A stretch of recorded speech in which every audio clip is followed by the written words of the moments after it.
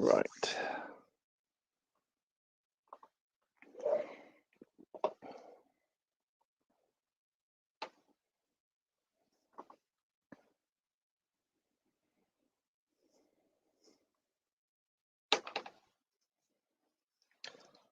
Right, I've got it on live. Just wait for a few people to come on.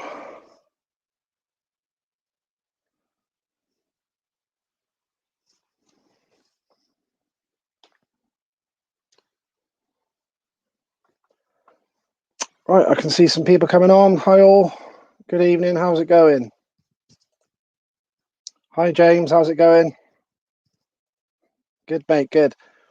Right then, people. I'll get underway. Good evening, all. Lee Ashby here for Motocross and Speedway Memories. Before I start, I'll just get my thank yous out the way and my Superman glasses on. Right. Thank you to James Burfield of Even Strokes Online Off-Road Shop. Check his website at www.evenstrokes.com. They're also on Facebook, Instagram and Twitter, so check those guys out. Big thanks to the support to Simon Pardo of White Eagle Finance. They give quality financial advice for pensions, mortgages, investments and protection. Check his website out at www.whiteeaglefinance.co.uk. Big thanks to Stefan Everts with his F72 gin and vodka brand. Check all his amazing products out at www.s72gin.com. Also, big thanks to Tom Brown of Moto Extreme in Marshfield, motocross shop. Check those guys out. And also his Moto Part 46, you can see on the hat, is practice track off the M4 at the Bath Junction. Check them out for all your off-road needs, including the 221 Kawasaki's at www.motoextreme.co.uk. And you can also phone them on 01225892227. Right, got the thank yous out of the way. I can see there's plenty of you online now, so I shall get this on the countdown. Right then, people, this man has been Premier League Riders Champion. He's won many things with league teams. He's won the Elite League title, Premier League Championship, the Premier League Knockout Cup winner, Craven Shield winner, Young Shield winner, Premier League Fours winner, and the Conference League champions. Also, he's rode for British League clubs including Peterborough, Rye House, Swindon, Eastbourne, Kings Lynn, Ipswich, Coventry and Somerset, and he is the current Team GB boss himself, Mr. Olly Allen. Here we go. How are you going, Ollie? Very well, mate. How are you? All good, mate. Thanks ever so much for coming on. Really appreciate it, mate. No problem at all. Top man. Really appreciate it. Right, look forward to this, mate. I'll get it underway. Good man, good man. Right, I'll get the questions underway then. How did you get into Speedway, Ollie? What was your earliest memory of the sport? So my earliest memory of the sport was going to watch my dad race, which is that's how I got into it. I you know, for as long as I can remember, I loved the sport. It was something I dreamt of doing when I was older, and you know, I can remember going to watch my dad race at Peterborough, and I can also remember him leaving for meetings without me, and I was absolutely gutted that he was, how dare he leave me? So yeah, they're my sort of earliest memories. Going, getting covered in shale outside the track at Peterborough, and getting to go in the pits and on the parade truck and all that stuff. So it was my dream from a really young age to do Speedway. So I consider myself so lucky that I got to do that, because how many kids actually get to do the job that they dreamt of. You got kids who want to be astronauts and want to be footballers or whatever it may be, and it's few and far between, really. So I didn't appreciate it at the time. Like when you ride in Speedway, sometimes it seemed like a chore, and I hated going to certain tracks and washing bikes and all that stuff. But I look back on it now, and it was sort of that was just the time of my life, really. What sort of age were you when you actually got to ride a Speedway bike for the first time then? So I started riding junior grass track first at about 7 or 8, I guess. Really enjoyed that, kind of hit the ground running, and had a fair bit of success sort of as a junior. And then I had a go at Speedway when I was I think I was 14. I rode my dad's upright Westlake, which I've got a good story about that, actually. One of the So, well, actually, going back to the sort of junior grass track days, that's where I met like Steady and Chris Neath and those kind of guys that became sort of some of my best friends in the sport. So I've known them for a long time. I'm sure it's just like you with the motocross and that you meet friends there that you're friends with for life. And I met those guys then. And Steady and I started Speedway about the same time. We both come through the junior grass track, and I think our parents probably held off getting a Speedway bike as long as they could, because they probably didn't want us to do it, I would imagine. As a parent, that's kind of what I'd be thinking. But yeah, my dad still had one bike left from when he rode. So he said, you might as well, I went straight onto a 500. And I remember being involved in a bit of a duel with Steady in the second half race at Peterborough after the meeting. And I lifted in the middle of the first corner and T-boned him. I wrote my bike off and his bike. Oh, wow. Yeah, it was good. That was it's a good takeout. We still laugh about it now. It's just, I was so out of control. I was so small for a 500. I mean, my first year that I did like National League or Amateur League, I think it was then. So you could do that at 15 and you raced against adults. Yeah. But I was so small. Like, and I was a passenger. If the bike got out of shape in any way, I wasn't going to wrestle it down. I was on it for a ride, and I just hit Steady clean in the midships, and we just went into the pit gate at Peterborough. So that was that's the last time I ever rode that Westlake. I think I wrote it off. And then we ended up buying a laydown after that. Did either of you got hurt from that incident? It was just the egos. I think I took a bit of skin off my arse. I think I was stuck to the bed sheets that night. I think but, one of them was out. Well, you peel yourself out of bed in the morning. But yeah, other than that, nothing major. Looking forward to the shower type of thing.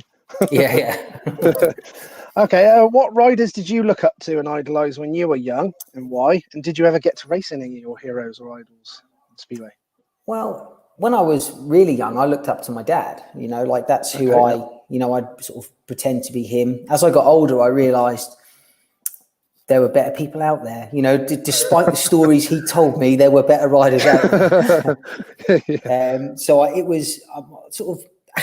This is funny, really. I know we'll touch on it later, but Kelvin Tatum, he was the first rider that I was like. He was like England's number one when I was growing up, and he was the man for me. He was. I loved watching him, and a big fan of him. Always wanted to watch him win, or hope he'd win the world final, and then I sort of learned to appreciate Wiggy a lot. I thought he was amazing. Still do now. Hans Nielsen. Those guys really, but it was Kelv was the first one. Kelv was the one, which is funny. Yeah, that is quite funny. Yeah, no wonder you were laughing earlier when we had that private chat. Yeah, we'll come to that anyway. Sean Tacey's just come up on the screen there. Look, respect row with the stuff on learning. You have been doing a Norwich College, I heard. Yeah. So that what Tacey? Or first of all. Hello, Tacey, mate. I've not seen him in a long time. Good friend, good rider. So a lot of respect for him. Yeah. He was someone I before my sort of early teens, I would go and watch him race at Ipswich with like Sal Cloughton and those guys. And I remember that. That was sort of the grass track club I was a member of was the kind of Norfolk and Suffolk one. So most of those kids were from Suffolk. So we'd go and watch Ipswich. So on a Thursday night, we'd scoot down there after school and try and watch the match. And I watched Lee Lanham and Scott Nichols and those guys come through the ranks there. So that was quite cool. Yeah. What Tacey said about the college thing. So one of my really good sponsors and now really good friends, a guy called Ed Bales, he owns a college adult education centre in Norfolk called Poltech. And he'd been a sponsor of mine for a long time, became a really good friend, and then I always had not a problem with British Speedway, but I felt like we didn't get the sort of training and expertise, or the knowledge wasn't handed down to the young riders. Everyone was left to do their own thing, which was fine. That's the way it is, like it would be up to the BSPA to fund something like that, and they didn't, because they're trying to keep the sport alive, I guess. I don't know what goes on with the finances there, but it was when I it was always a sort of something we spoke about a lot. And I said, I don't think, I remember getting to my sort of early 20s and thinking, I probably need to get fitter than I am. And I probably need to be looking around the changing rooms, in the showers, you thinking, I probably should be leaner than I am. And, how do I go about that? And there was no one to go to. You had to find that stuff out yourself. And if you think about it, Speedway, even though it's a team sport, ultimately it's individual sport. You get paid individually. So why would any of your teammates go out of their way to help a young rider really catch them up? Like, you're not going to, like, really, you get the odd good guy, but there's not many. So my point was that we needed more training. We needed riders. And I know something like when JD was on the other night, he spoke a lot about sort of investment into Speedway and all that kind of thing. And I totally agree with him. Anyway, but the guy that owns Poltech, he said, look, I think we can do something. We can run we can get funding for this from the government. All right, cool. So what it is, it's kind of a motorsport college. Okay. So I trained once I was coming close to retirement, we spoke more about this, and I trained as a teacher and got those qualifications so I could run this program. And so once a month for a few days, kids that are over 16, so once they've left high school, they can join this college and they come down and they learn about, we've got workshops, we've got machine shops, so they learn engineering skills, they learn business skills, so how to do their accounts, and they've got access. We've got a sort of state-of-the-art gym there where they can do. They learn about the fitness stuff. So it's really the idea is that it's a place they can come to learn everything they need to know to go off and be a sort of professional. So that's where it came about from, and the BSPA have supported it from the start, and now we kind of fall under the Great Britain banner as well, and we've got some good things going on with them, and we've had some good riders come through. People like Drew Kemp, Tom Brennan. Jordan Palin's there now, Nan and Joe Thompson. We've got Dan Gill. We've got some. Well, we've got all of the top lads are there. So it's really good, and I'm sure they bloody well better say they benefited from it. But I like to think they would. Do you enjoy that, Ollie? Love it, mate. Love it. It's and that was my route into this sort of team management thing. That's sort of how from that, we can probably go to that later, but it kind of led me into that side of things. And I absolutely love it. Like, I could talk about Speedway all day. I could go to Speedway all day. It's I love other sports, but for me, Speedway's still the one. Brilliant. That's good that you like to speak Speedway, because we're going to be doing plenty of that, Ollie. Yeah. Right, I've got Adam Winsley here. He does the old Folly Castle motocross event and interviews and stuff. He's put, what's the difference between an upright and a laydown? It's just the angle that the engine's at. So obviously the upright is upright. The laydown is sort of tilted over. But if he means the difference in handling, I would say, for me, I'm probably, it's not often I get to say this anymore, but I'm probably too young to answer that. I didn't do enough on the upright to really give anyone any feedback, because I said, the last time I rode it spat me off the back. But from what I understand, certainly since I've ridden, if you went from uprights to the modern day laydown, the window of sort of where the engine works well, is smaller. So I think your uprights, you had a lot more torque, a lot more bottom end, and then laydowns came about, little less bottom end, a bit more top endy, and then now you're getting these what they call a baby offset, which is a lot shorter stroke, high revs, and the kind of window of where they work well is so small that I think it's why guys. I think it's made the sport more expensive. I think you need probably more engines for different tracks and things like that. They rev harder, so they probably need to be serviced more often. But at the end of the day, it's a motorsport, isn't it? It doesn't matter what, still Speedway is cheap compared to other motorsports. Is a cheap one. It really is. So, it's the nature of the beast, isn't it? Yeah, for sure, mate. Got Steve Norman on Facebook. He's put, "Hey, Ollie. You used to have old Swerve on the spanners for years. How good was he? He's the main man. He was. So Steve worked with me for a few years. One of the best mechanics around in England. And I was so lucky that he helped me. I met him at Peterborough actually when I was doing second halves, and I think he was mechanicking for Jan Anderson, the Dane, Brian Anderson's brother. He worked with him. Mm-hmm. And then Steve started helping me when I rode for Coventry. And Swerve used to come along as well. I mean, Swerve was more of a sort of a fuel and oil man than a mechanic, I would say. A bit more of a poser. He was just there, sign a few autographs, I think. But Swerve is a good guy. I mean, I got a good story of when Steve and Swerve we went on a trip to Belgium. I think it's Belgium or Holland with Troy Batchelor, and it was Batchelor's first trip into Europe. Do you lose me there? Or you still got me? Ollie, we lost you there for a second, mate. Okay. It all went down for a second there. I'm not too sure what happened there. Okay, where did we get to? So you were just started to talk about how he was spannering with you. We lost about 30 seconds, I think. Yep. So Steve mechanicked me for a while. Really good mechanic. And Swerve was one of his best mates, and he used to come along but he was more of a sort of a fuel and oil man. He wasn't so much. He was there to. It was a social event, Getting free. Yeah. But he was a really good guy, really handy guy to have. We did. What year was it? Probably about. I don't know.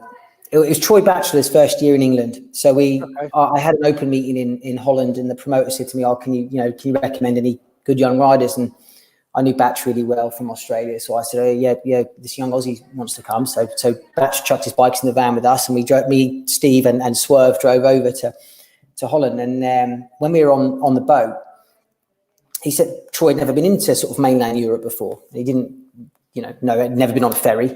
Yeah. And he's like, how long is this ferry? And we said, about 10 hours. And we were only going like Dover, Calais. And he's like, what the hell are we going to do for 10 hours? I said, mate, there's so much stuff to do on there. I said, there's like nightclub and he's like, I haven't brought any clothes. I'm not got any going out clothes. And we're like, no, you'll be all right. It's fairly casual. And then we said, he said, is there anything else we can do? I said, yeah, you can do water sports. We said, there's jet skis you can hire, off the back, and you can just sort of follow us along. And he was like, and he's rummaging around in the van for his swimming shorts. He's like, as soon as we get on there, he said, I'm going to hire that jet ski. He said, I'm going to follow you to Europe. And so when we got on the ferry, he was legitimately looking for the jet ski. He wanted to know where it was. So it was so funny, so good. And another good story about that. It was like we got over to Holland, and it was about 40 degrees. It was close to that. It's really, really hot day, 35 degrees, something like that. And they had sort of scrutineering like you would in motocross or grass track, where you wheel your bike up, they check it, and you sign on and all that kind of stuff. And again, Batch wasn't used to that. And he said, what do you need for scrutineering? And I said, well, you've got to get all your gear on. It was about 4 or 5 hours before the start of the meeting. So I said, so they can check that it's safe. And he's like, what do you mean? He said, everything. I said, yeah. I said, steel shoe, helmet, goggles, the lot. And this was kind of Steven Swerve's idea anyway. So Batchelor goes off to the van, gets all his gear on, and gets in the queue to get his bike checked, and no one else is in their gear except him, and he's got the goggles on, It was so good. Oh, it's brilliant. Mate, it's brilliant. It was good times. Yeah, that's really funny. Got him real good there then.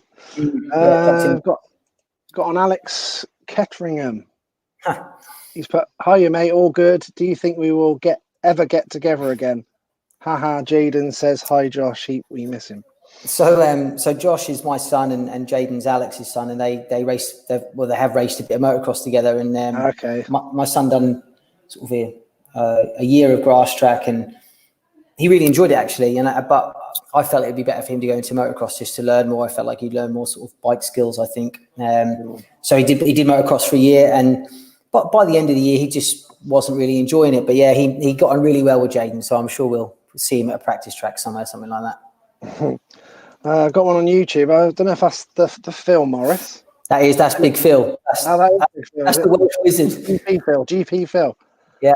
Good to have Phil on. Hopefully I'll actually do an interview with him. That'd be cool if you're listening. Yeah, that'd be a good one, mate. Hi, mate. Hope all is well. I'm a bit disappointed you're not running the headband tonight. I know. I decided to get a bit more of a grown-up haircut, but I am thinking as the bald patch gets bigger, I'm just going to grow it again, sweep it back over it because I'm getting distraught, mate. Every now and then I catch it in the wrong angle and I think, oh, mate, what's going on? So don't worry, Phil. The hairband will be back. I'll bring it back for next year's Speedway Nations. There we go. Look. Cool. Beckham did it, Ollie. It's fine. Yeah, it's fine. Yeah, Beckham did it. You can do it. No problem. James Brown has put, can you ask Ollie, does he think will Ty Woofenden win again? I presume he means a world championship. Yeah, I think so. Yeah, I think Ty's, one of, if not the best riders in the world. I think he's, I know from speaking to him quite regularly that he's highly motivated. So he wants another, he wants more. He doesn't just want one more world championship. I know he wants a few more, so that's good. That says to me he's not retiring anytime soon, which is great for me as Great Britain coach. Because we certainly, he's good rider to have around. But yeah, I think he'll win again. He's a brilliant rider. He's got more skill in one hand than I had in my whole body, I think. I got Lee Trigger. He's put, really hope to get Ben involved with Pole Tech when he's 16 or even earlier if possible. Yeah, so that's the college we were talking about, and I met Ben a few times through some coaching things that we did, and he's a great lad. So as soon as he's the right age, he can come along. We actually met at I'm sure I met his dad way before that when I was racing at Trelawney or Exeter or somewhere like that. But his lad, we met at the Cardiff Speedway Grand Prix. So through Poltech, the Grand Prix got in contact with me to run an academy. So we did an academy day. I think we did 2 or 3 at Cardiff over sort of 3 years. And then we did one in Denmark and one in Sweden. And the idea of that was we had a load of, we had 12 kids, sort of under 15s on the 250s. And they got to ride at Cardiff before practice, before the big boys went out. But we did a full day with them. So we did and this is another story actually where Kelvin and I crossed paths because the Grand Prix organizer said, we want you to join this academy. And the idea is that it was, you let the kids ride at Cardiff, which is great, but you also do kind of a classroom thing with them. So we did some lessons with them on riding and nutrition and fitness and what they, kind of the sort of lifestyle they should and shouldn't be living in. It was, what an experience for those kids to get to ride at Cardiff. That place is unreal. Yeah, it's so good. But again, when going back to Kelvin, when the GP organizer said, we're gonna get one of our guys to give you a hand, I was like, who's that then? And they're like, Kelvin Tate. And I was like, okay, that'll get a few people talking again, bring back a few memories. But to be fair, Kelv's brilliant at that. Like Kelv's really good at teaching, and I think some people have a way of communicating well, and others know what they want to say but can't get the words out, and that Kelvin's not that. Kelvin's really good, like super professional. So it was those academies were fantastic. We probably had over the course of 3 years, we had about 35, 36 different kids who got to ride at Cardiff. So that's so good for the youth of British Speedway to just to get them motivated more than anything. Like, being parked in the same pits as Smarslick and Woofy and those guys. Yeah, so good. So that's really cool for those young lads. Yeah, really good. It's a hard day for me, mate. I had a bunch of sort of 11 to 15-year-olds to manage from about 9 o'clock in the morning to about 2 in the afternoon. It's carnage. You're losing them in the stadium, and they're on the way up to the classroom, and you lose them. But it was fun. But I was, I looked forward to a beer at the end of the day. Yeah, a bit. They were a bit excited, I would imagine, as well. Yeah, straight into the walkabout after that. I've got Simon Corbett. He's put, does Ollie think with so few top riders in the UK, one league is the way forward, or split north and south with a £10 admission price? I don't know really. one thing I would say, and this is to kind of cut me some slack, is that I know there are problems with British Speedway. Like I know it's not where it should be or could be, but have I got the answers? I just haven't. Like, no. I know there's something wrong, but if you said to me, Ollie, like you've got a free reign, run the sport, I wouldn't know where to bloody start. Like I just wouldn't. Like it's slipped so far from where it was that it's hard to get it back. Not saying you can't, you certainly can, but I don't know how. But I mean, maybe I don't like the idea of it being one league and then that kind of junior league, because the step between the two is quite big. I like the idea of us still being able to run a top league, which we call our elite league. Yes, it's not. I think we call it the Premiership now, but it's not one of the top leagues in the world anymore. But it's the best of what we've got available to us, and it's within our budget. Because obviously we don't, at the moment, we haven't got the crowds or the sponsorship, or the funding from the local government or whatever it may be that other countries get. So we do struggle to attract the top stars. But I do think we should, you should always aim for the stars. If you don't quite get there, then you'll be closer than you were. So I think we should still push to have a top league, and we've really got to try and build on that and start trying to get the top stars back. That's my opinion. What did you think about the season that's obviously just been cancelled? There was quite a bit of excitement for that, with obviously Nicky Pedersen coming back, Jason Crump coming out. What did you think about that? Jason Crump coming out of retirement. I was gutted. I mean, at the end of the day, I'm a Speedway fan at heart. I am. That's what I am. So when it was, I remember, the season was bloody close before it got cancelled. And I remember thinking, like, I'm going to Ipswich's first home match because Crumpy was there. It's 5 minutes. Literally.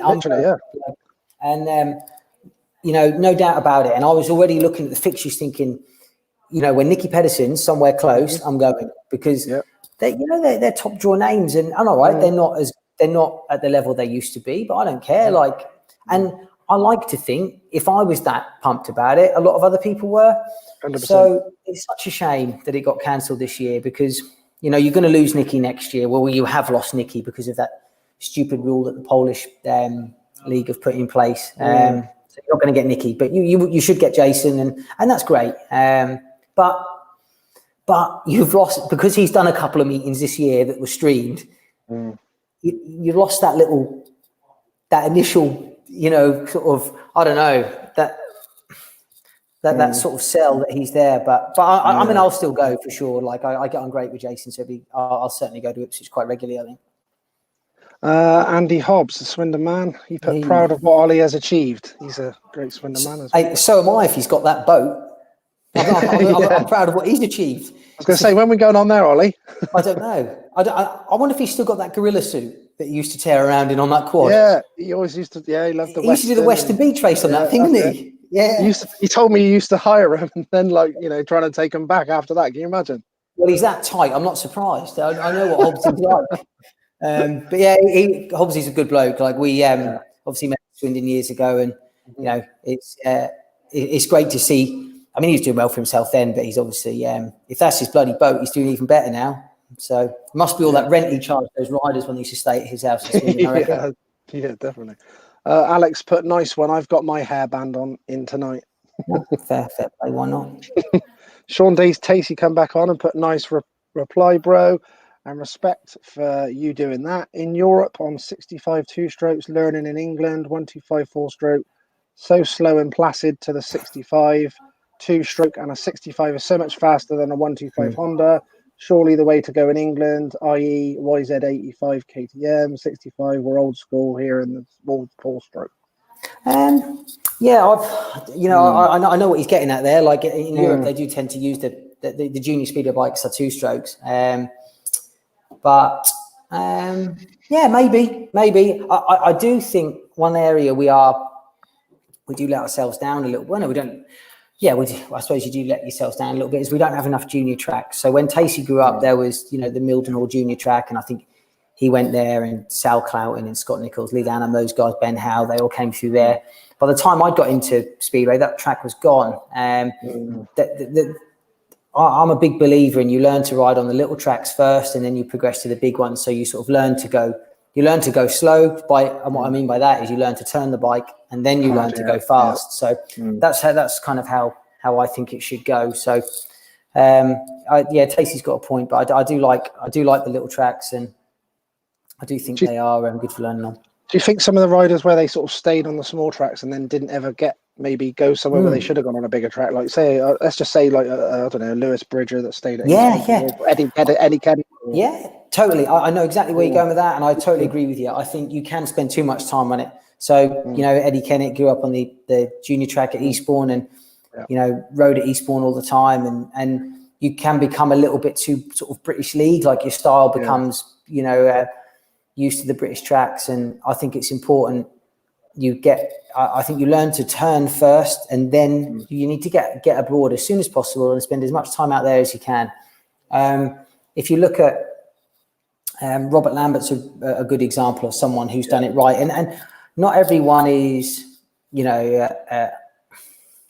that position to be able to do what he did. So what Robert did was, I think he learned to ride in England, did a bit of grass track and junior speedway, and then he went out to Germany and learned to ride out there and spent a lot of his weekends out there. And I mean, that's a massive sacrifice that his parents made. But look where he is now. He's done so well. And Robert was fortunate.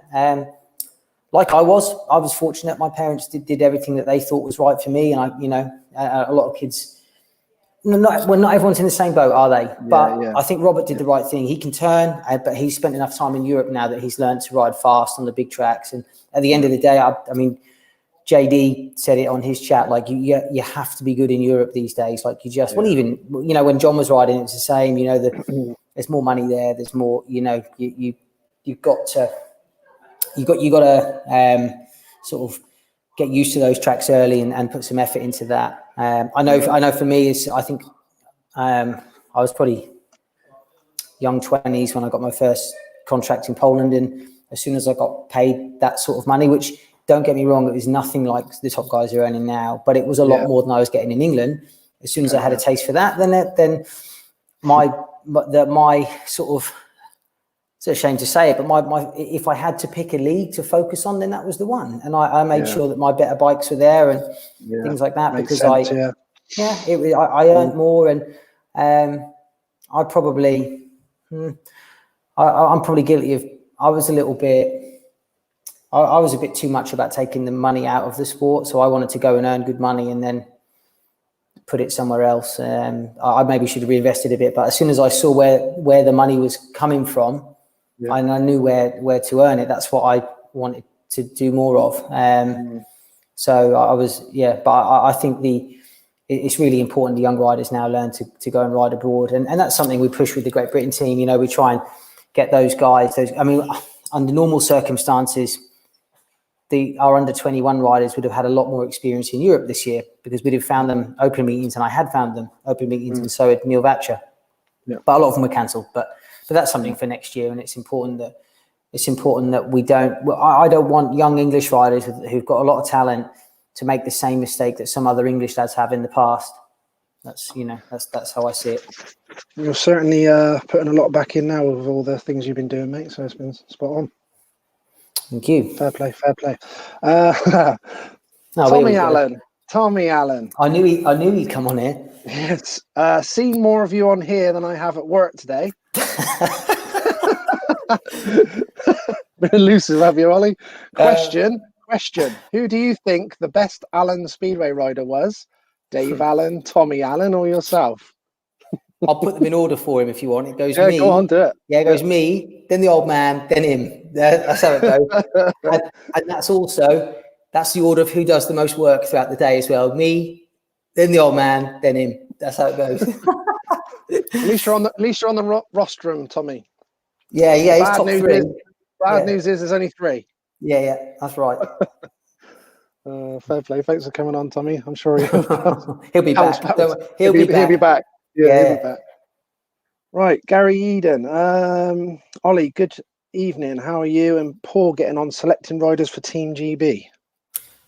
Well, I think it's Simon he means, rather than Paul. I was presuming. But when I see that, I thought he's got to be steady. But anyway, we'll get into that, it's going all right. Well, like we had a chat the other night about choosing our sort of squad for the upcoming season, and I think we're fairly confident that we know what we're doing and what direction we're going in. So it's good. I mean, it's something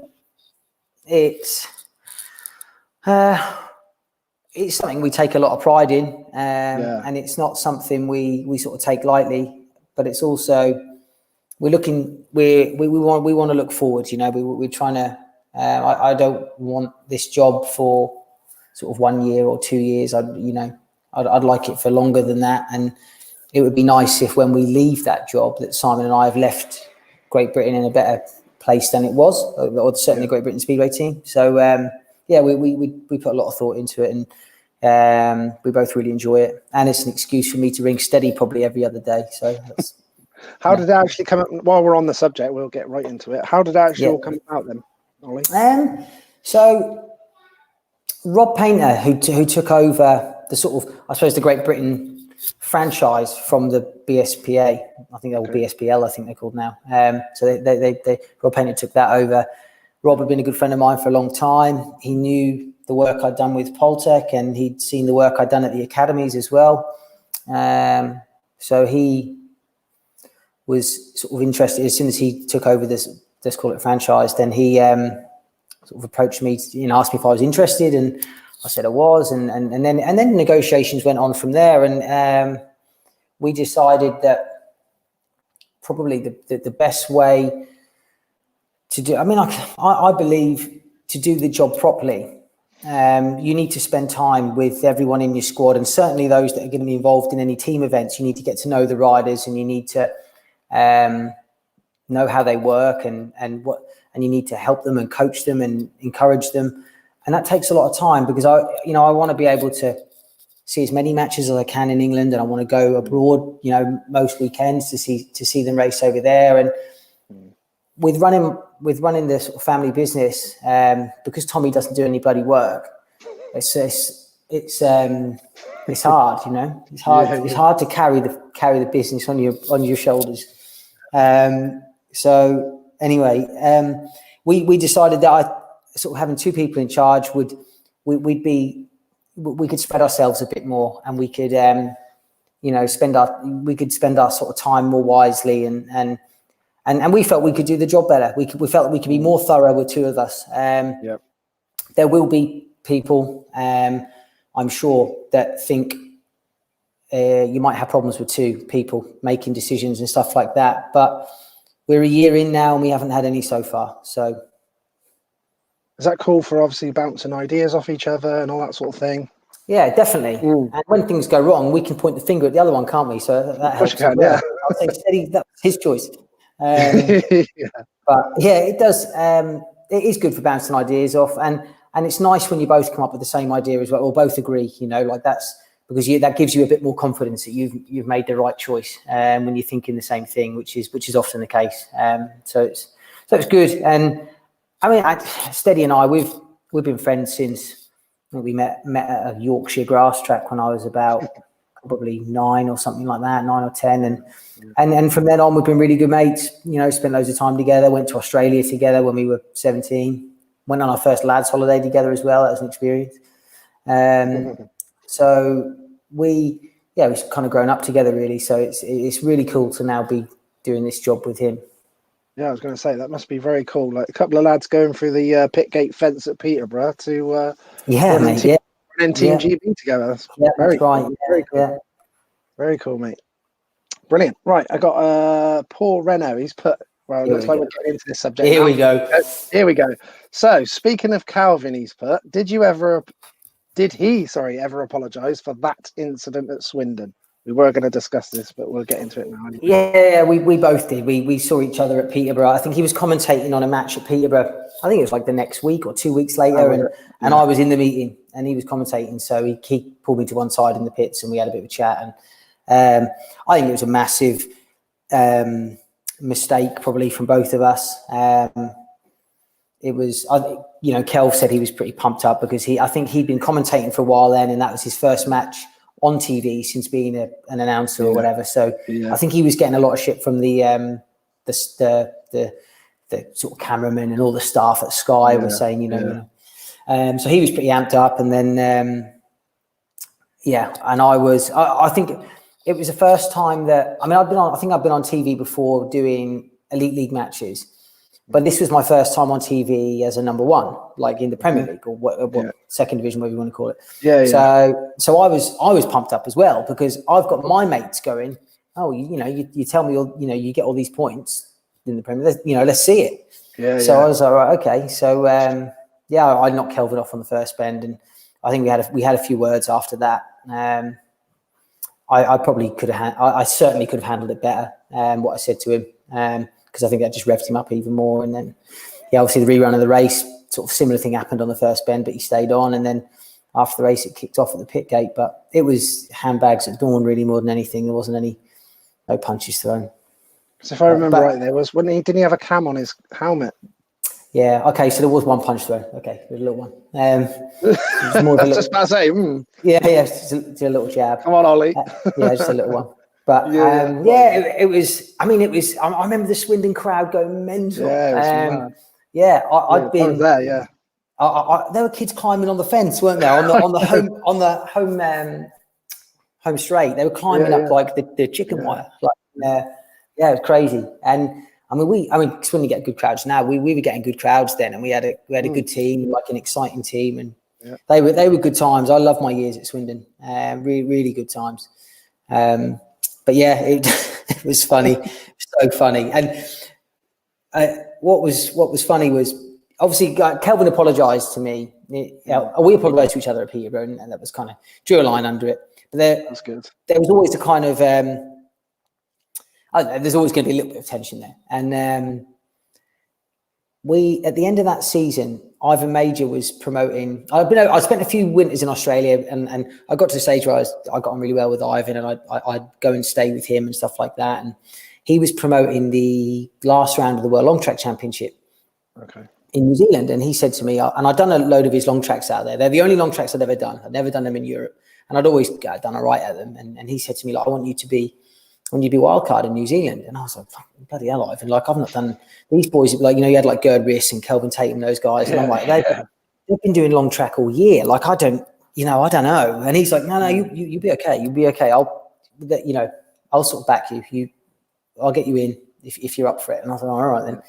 So anyway, Ivan had heard, we'd had kind of a joke about the Kelvin thing on the phone. And Ivan had pre-booked all the plane tickets, and I was next to Kelvin. So I didn't really speak to him in the airport, and I checked in, and you get your ticket, and you're just kind of looking down the aisle, you're counting ahead, and I'm looking at my number, and I'm thinking, oh fuck, like hang on a minute. Hang on, I'm next to Kelvin for the next 22 hours. And when I got there, Ivan made some joke about it to me, so I knew he'd done it on purpose. And do you know what the funny thing is? Since that thing at Swindon, I had the 20-hour flight with Kelvin. I then sort of stayed in the same hotel as him for a week in New Zealand. Then, since then, I've done 5 or 6 Grand Prix academies with Kelvin, where I spend all day with him, and we have never spoken about it. It's never been like straight up. I want him to make a joke about it because I want to, Yeah. But no one has, so I'm waiting for it, and then I think the ice has been broken. But I mean, we have a laugh, and we have a beer, and we have a good time. Like we got on really well, but no one has said anything about it. It's so funny. It's so weird. It's like a huge elephant in the room that no one will mention. No one will mention it. I wonder if it's in the book. It is. I saw it on Twitter. So, it is. It gets a mention. Yeah. It'd be interesting to see what he says. Yeah, it will be interesting. Yeah, for sure. That alone, I'll buy that for that. That's what I thought. Yeah. Right, I got Keith Patstone. He's put a technical question, guys. I've noticed a couple of the GP boys using hydraulic clutches. What's your thoughts? And do you think fuel injection being used in the future? I mean, my thoughts on hydraulic clutches are that I know from having motocross bikes with, like, I've got one now with a hydraulic clutch, and it feels lovely, like kind of on the stand, nice and light and whatever, but you don't get the same feel as you do with the normal clutch. And I think that's the only reason everyone's not got one. I think it's just because you don't feel the sort of biting point as well as you do with the normal clutch. Yep. Because obviously the hydraulic system takes the mechanical side out of it, so you don't get that same feel. But I guess it's each to their own.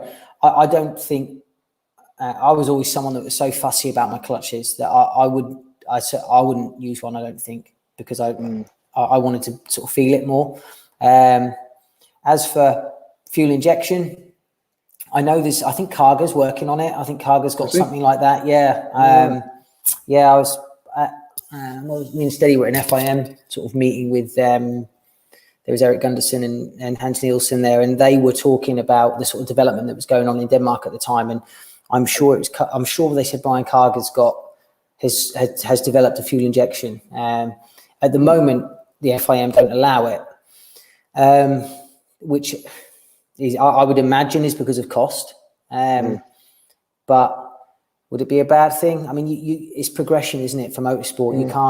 You can't stop it, really. It's going to go that way. And like I said earlier, for a motorsport, Speedway is still a cheap one, I think. You imagine being a young motocross rider that's where I see the difference in cost is that if you imagine you might know more about this than I do, but imagine you're maybe top 3 or 4 under 16 British motocross rider.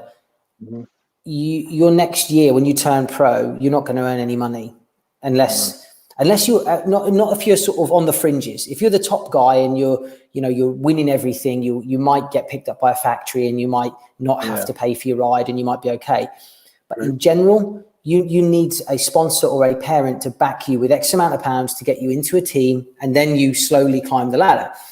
Speedway's not like that. You can leave school at 16 like I did, and I was going to say stand on my own 2 feet, but that'd be bollocks.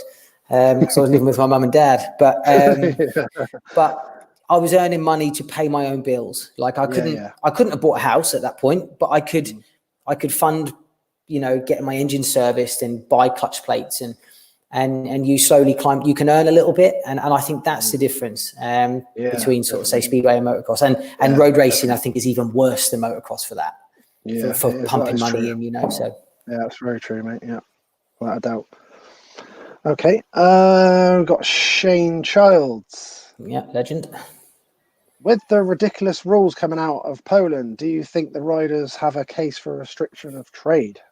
I spoke about this the other day, actually, with might have been with Steady, and we were saying the same thing. Like you as a speedway rider, you're self-employed, so in what other trade would you get told where you can race? Or where, imagine being a plumber in Europe and they said you're not allowed to work in England. It'd be so weird. Yeah, bollocks, isn't it? But but I think I don't agree with it. I don't like it. I don't like that Poland are throwing their weight around like they are. But money talks, isn't it? You just can't. Let's say, for example, you're at a top club in Poland and they tell you can only race in one other country, and you say to them, "Fine, I'll see you in European court." They would say, "Go off and go and sign, go and sign for someone else there." And then you're all of a sudden, I don't know, 10 grand a week out of pocket. You can see where the problem is, can't you? You just aren't going to take that gamble. So. I think really the best thing would be for the FIM to put their foot down, but I don't know. I don't really know how that works. I don't know how much jurisdiction they've got over the leagues and stuff like that. So I don't know, but it's a problem. It's a big problem because luckily for us, and I say us, Great Britain fans, someone like Doyley's chosen to ride in England next year. Yeah. But say he could have easily chosen Sweden, like Robert Lambert has. We've lost one of our best riders because of that rule. So it's not good for British Speedway, but money talks, isn't it? Do the guys generally earn a little bit more in Sweden than in the UK? Would you say? A little bit more, yeah. I think when I did it, you were kind of looking at say whatever you earn in England per point in Sweden, you could probably triple it. And then whatever you're earning in England, you could times it by 10 in Poland, times it by 8, something like that. You're talking those kind of numbers. So Sweden was somewhere in the middle. But where Sweden is good is that so let's say you race in Poland and Sweden, you can do that with one van and say 3 bikes, one mechanic, 1 or 2 mechanics, and that van can travel between Sweden and Poland. You do Poland on a Tuesday, Sweden on a Tuesday, Poland on a Sunday, your GPs or whatever, you do it with one van. If you want to add England to that, you suddenly have to add another van and another 2 bikes. And yet it's the lowest earning league. So you can see why people don't do it. Like you can. So England are up against it to get their sort of the top guys back. Yeah, thanks for that question, Charlesy. Adam put how and what would you do to put bums on seats? You've got to entertain them, haven't you? Maybe you've got to give them more for their money. Maybe you need, what is entertainment? What do people want to see? Do they want to see? Is it close racing? Is it top riders? Is it sort of entertainment between races? I'm not sure. I mean, for me, what I like is I like seeing the top riders, and I like to see close racing on a good track. That's for me. That's what I want to see. But what you don't want to see is a load of reruns and people dicking around at the start for ages, and there's tracks that people can't race on, and that's the kind of thing that where even I go, ugh, I'm going home soon, and I love the sport. I love it. Yeah. So if I look at it from my point of view, I want to see some close racing, and so maybe. Not all tracks, some tracks could be prepared better. But it's an absolute minefield, because I know from my experience that, say, when I rode for Somerset or Kings Lynn, they're 2 good examples. So if you want good racing on either of those tracks, you need to run it slick. You need a slick track, because it will the racing bunches up, and it's hard for a top rider to be much quicker than a reserve. Yeah. But when I rode for those clubs, I wanted the track to be as deep as they could make it, because it strung the riders out. And it meant if you're a good gator and you got into the dirt first, which, at that level I could, that's all I wanted. I don't want to fight for my money. Like I wanted to get out in front and have no competition. And so what happens is promoters, that you can see why a promoter would be torn between good racing and then you're pissing off your own riders. So I know Buster's had this at Kings Lynn for years. If he runs it grippy, he'll win every match. But the racing's crap. Yeah. If he runs it slick, he's got the home team moaning at him, but they win 46-44. So it's like, it's hard. I don't know. I don't know. Yeah, I don't know. But like I said, I haven't got the answers. I know what I'd like to see more. I like to see close racing. But if I put the leathers on, I don't want close racing. I don't want that at all. You want the home advantage or whatever it is. Yeah. Well, as we're talking about, you mentioned about the starts and messing about the starts. What's your opinion on the start thing? Ultimately, you sort of almost can't anticipate it. Can't make too good a gate with the reaction and that. Yeah.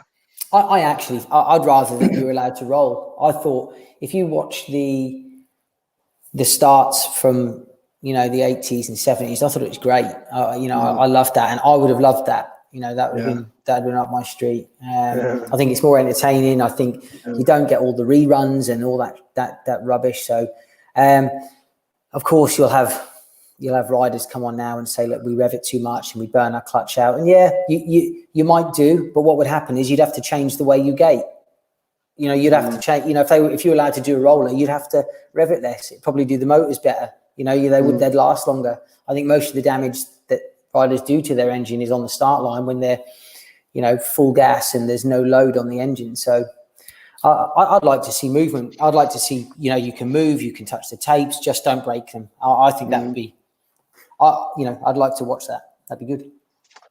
Simon Corbett put, whose idea is it to have Speedway of Nations final in October at Bellevue? Don't they learn their lesson? I assume he's talking about the wonderful weather that we're likely to get in Manchester in October. yeah. I presume that's what he's saying, yeah. It's I guess it's up to the FIM and BSI who, run the Grand Prix, and they decide their calendar. So I assume it's because their main priority is the Grand Prix, and they maybe are concerned about COVID, so they want to get that out of the way first, possibly. That would be my guess. I don't know. One thing I would say though is that Bellevue does seem to hold the water quite well. We saw that when they did I think it was the British final, was really wet. Yeah, it turned out okay. Would I prefer a summer Speedway Nations? Of course I would. Driving up to Bellevue is, shitty weather at the best of time, but, so I'd rather go there in the summer. And I think the more kind of normal the track is, I think the better we'll be. I think you want as much advantage as you can get. So the closer Bellevue is to its normal conditions, it's better for us, but is what it is. I look forward to that event whenever it is. So it is what it is. Same for everyone, but I know what you're saying. And my guess is that because of COVID, they probably, or, hopefully COVID's done one by then, but I don't think it will ever. That's my guess. Yeah. Tom is giving us the We said he'd be back. Yeah, he can't deny that. But he'd have something to say if he disagreed. He knows. He knows Big Dave had the beating of him. Yeah, he knows he got that right. There's no name on this one, but can you ask Olly about the punch up at Rye House between two track staff? You can ask me all you want, but I've got no idea what they're on about. Unfortunately. Oh, okay. Yeah, I don't know. It's nothing I was involved in, I don't think so. No, I have no idea. But I know back in the day, like when my brother rode at Rye House, it was a hotbed of activity. There was normally some plenty of scandal down there. So it doesn't surprise me there was a scrap, but God knows. God knows. All right. Adam Winslet put, when do you reckon electric bikes will come? They've tried it in motocross a little bit. I've seen some. I saw some in Germany. I saw Smolinski ripping around on a couple in. Yeah. Oh, really? And they looked all right. Like yeah. I mean, they obviously don't have the power that because this was probably 8 years ago. So electromotors have come a hell of a long way since then. If you look at those things who was always on? Was it Josh Grant that was always on one, or was it Josh Grant? Yeah. And those things, he was doing triples and stuff on them, but I don't like the electric motors when it comes to motorsport. I like the noise and I like the smell, and the electric motors is not for me. I know it's not. I might have the Greenpeace campaigners onto me now, but it's not for me. You get a couple of them cars that are like proper ones like that, and you can't even hear them at all. I know. You don't even know. You get run over, mate. Yeah, definitely. Yeah, you can't. Soon we won't be able to tell our kids to stop, look, and listen. You just got to stop and look, I think. Yeah, definitely, mate. Someone's put Jeff Daniels put Jason Doyle signed for Vaston in Sweden. Sadly, is that true? Oh, has it? Apparently. Don't know if that's true or not. If that is true, then someone better tell Roscoe. Yeah, might just have. Text Roscoe and tell him. He's been on quite a few times as well, so you might see in that. I don't know if that's true or not. Yeah, Jeff, I don't know. I mean, like I said with the van thing, could you blame him? Yeah. But I'd be gutted if Doyley's not racing in England because he's the sort of last top rider left over here. So, it'd be a shame. But I think I'm going to have to just check Twitter now. I just have to have a quick look. Yeah, go on, Olly, go for it. Yeah. On there, normally that's the place to find the news. Yeah. Something recent. Yeah, let's have a quick look. Go for it. I can have a look down at some of these questions. Ian Swervin Hewlett. There he is. That's Swerve. Shaggy. He's put Shaggy. Is that a nickname, or was that just his own one for you? Call everyone that. Did a bit of that in my time, I suppose, but no, No, that was shag in, Ollie. Oh yeah. Yeah, I actually don't know what that's in reference to, but there was a lot of that going on back in the day. Yeah. But probably too much. Yeah. But that was the era we lived in. Ollie, Roscoe's come on. Here he is. Go on, get him on. He's put, as long as we run, he will be at Swindon. There you go then. But that says to me you might not run. Does he know something we don't? Yeah, as long as we run. What do you mean, as long as we run? Yeah, as long as we run means, yeah. As long as we run doesn't sound like we are definitely running. What's going on there? Yeah, I suppose it's that bloody coronavirus, isn't it? Yeah. Maybe Doyley's done a deal with Estevic where if he doesn't ride in England, he'll ride for them. Maybe possibly could have, yeah. Possibly covering his. I mean, you couldn't blame him for covering his bases, could you? Really? No, 100%. Paul Stories put, how many hole shots did you get last season at motocross?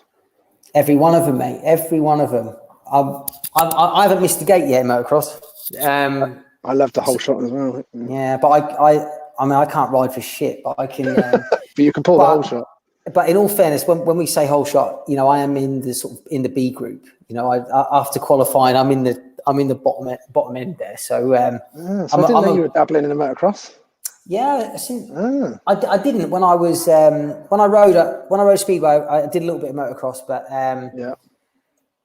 I was more into I played a lot of golf then. I was thinking. I had all the free time in the world to go to motocross, and I was on a bloody golf course. And then since I retired from Speedway, I just missed the bikes, mate. Like I retired from Speedway. I miss it. I miss. Yeah. I miss everything. I miss even washing them, and I miss having them. You know, I miss having them in the garage, and you know, going out and playing with them and whatever. And so yeah, bought a motocross bike and do some local races with some friends. And I've got a really good group of mates that ride motocross, and we'll go, you know, go to track days together and stuff like that. And then my kids, they ride a little bit. So yeah, it's good. But yeah, I think I was about 9 out of 9 for whole shots on the old Husky, but not lost the starting then, not lost the reaction. No, still a trapper, mate. Still a trapper. I like that, mate. Love that. It was the B group. What bike have you got then? Husky 350. All right. But I've faded quickly after. I reckon I got 2 to 3 minutes in me, and then the old arms start to pump up. Yeah. And yeah, before I know it, my grips feel like they're, you know, like that, you know. Holding on with you know the feeling. But and then I'm just hanging on. I think on a practice day, I'm yet to finish a complete session. I think you know, you have like the half an hour session or the 25-minute session, whatever it is. Yeah. I haven't been told to come in yet. I'm in before it's finished. Yeah, I'm finished anyway. Yeah, I'm done.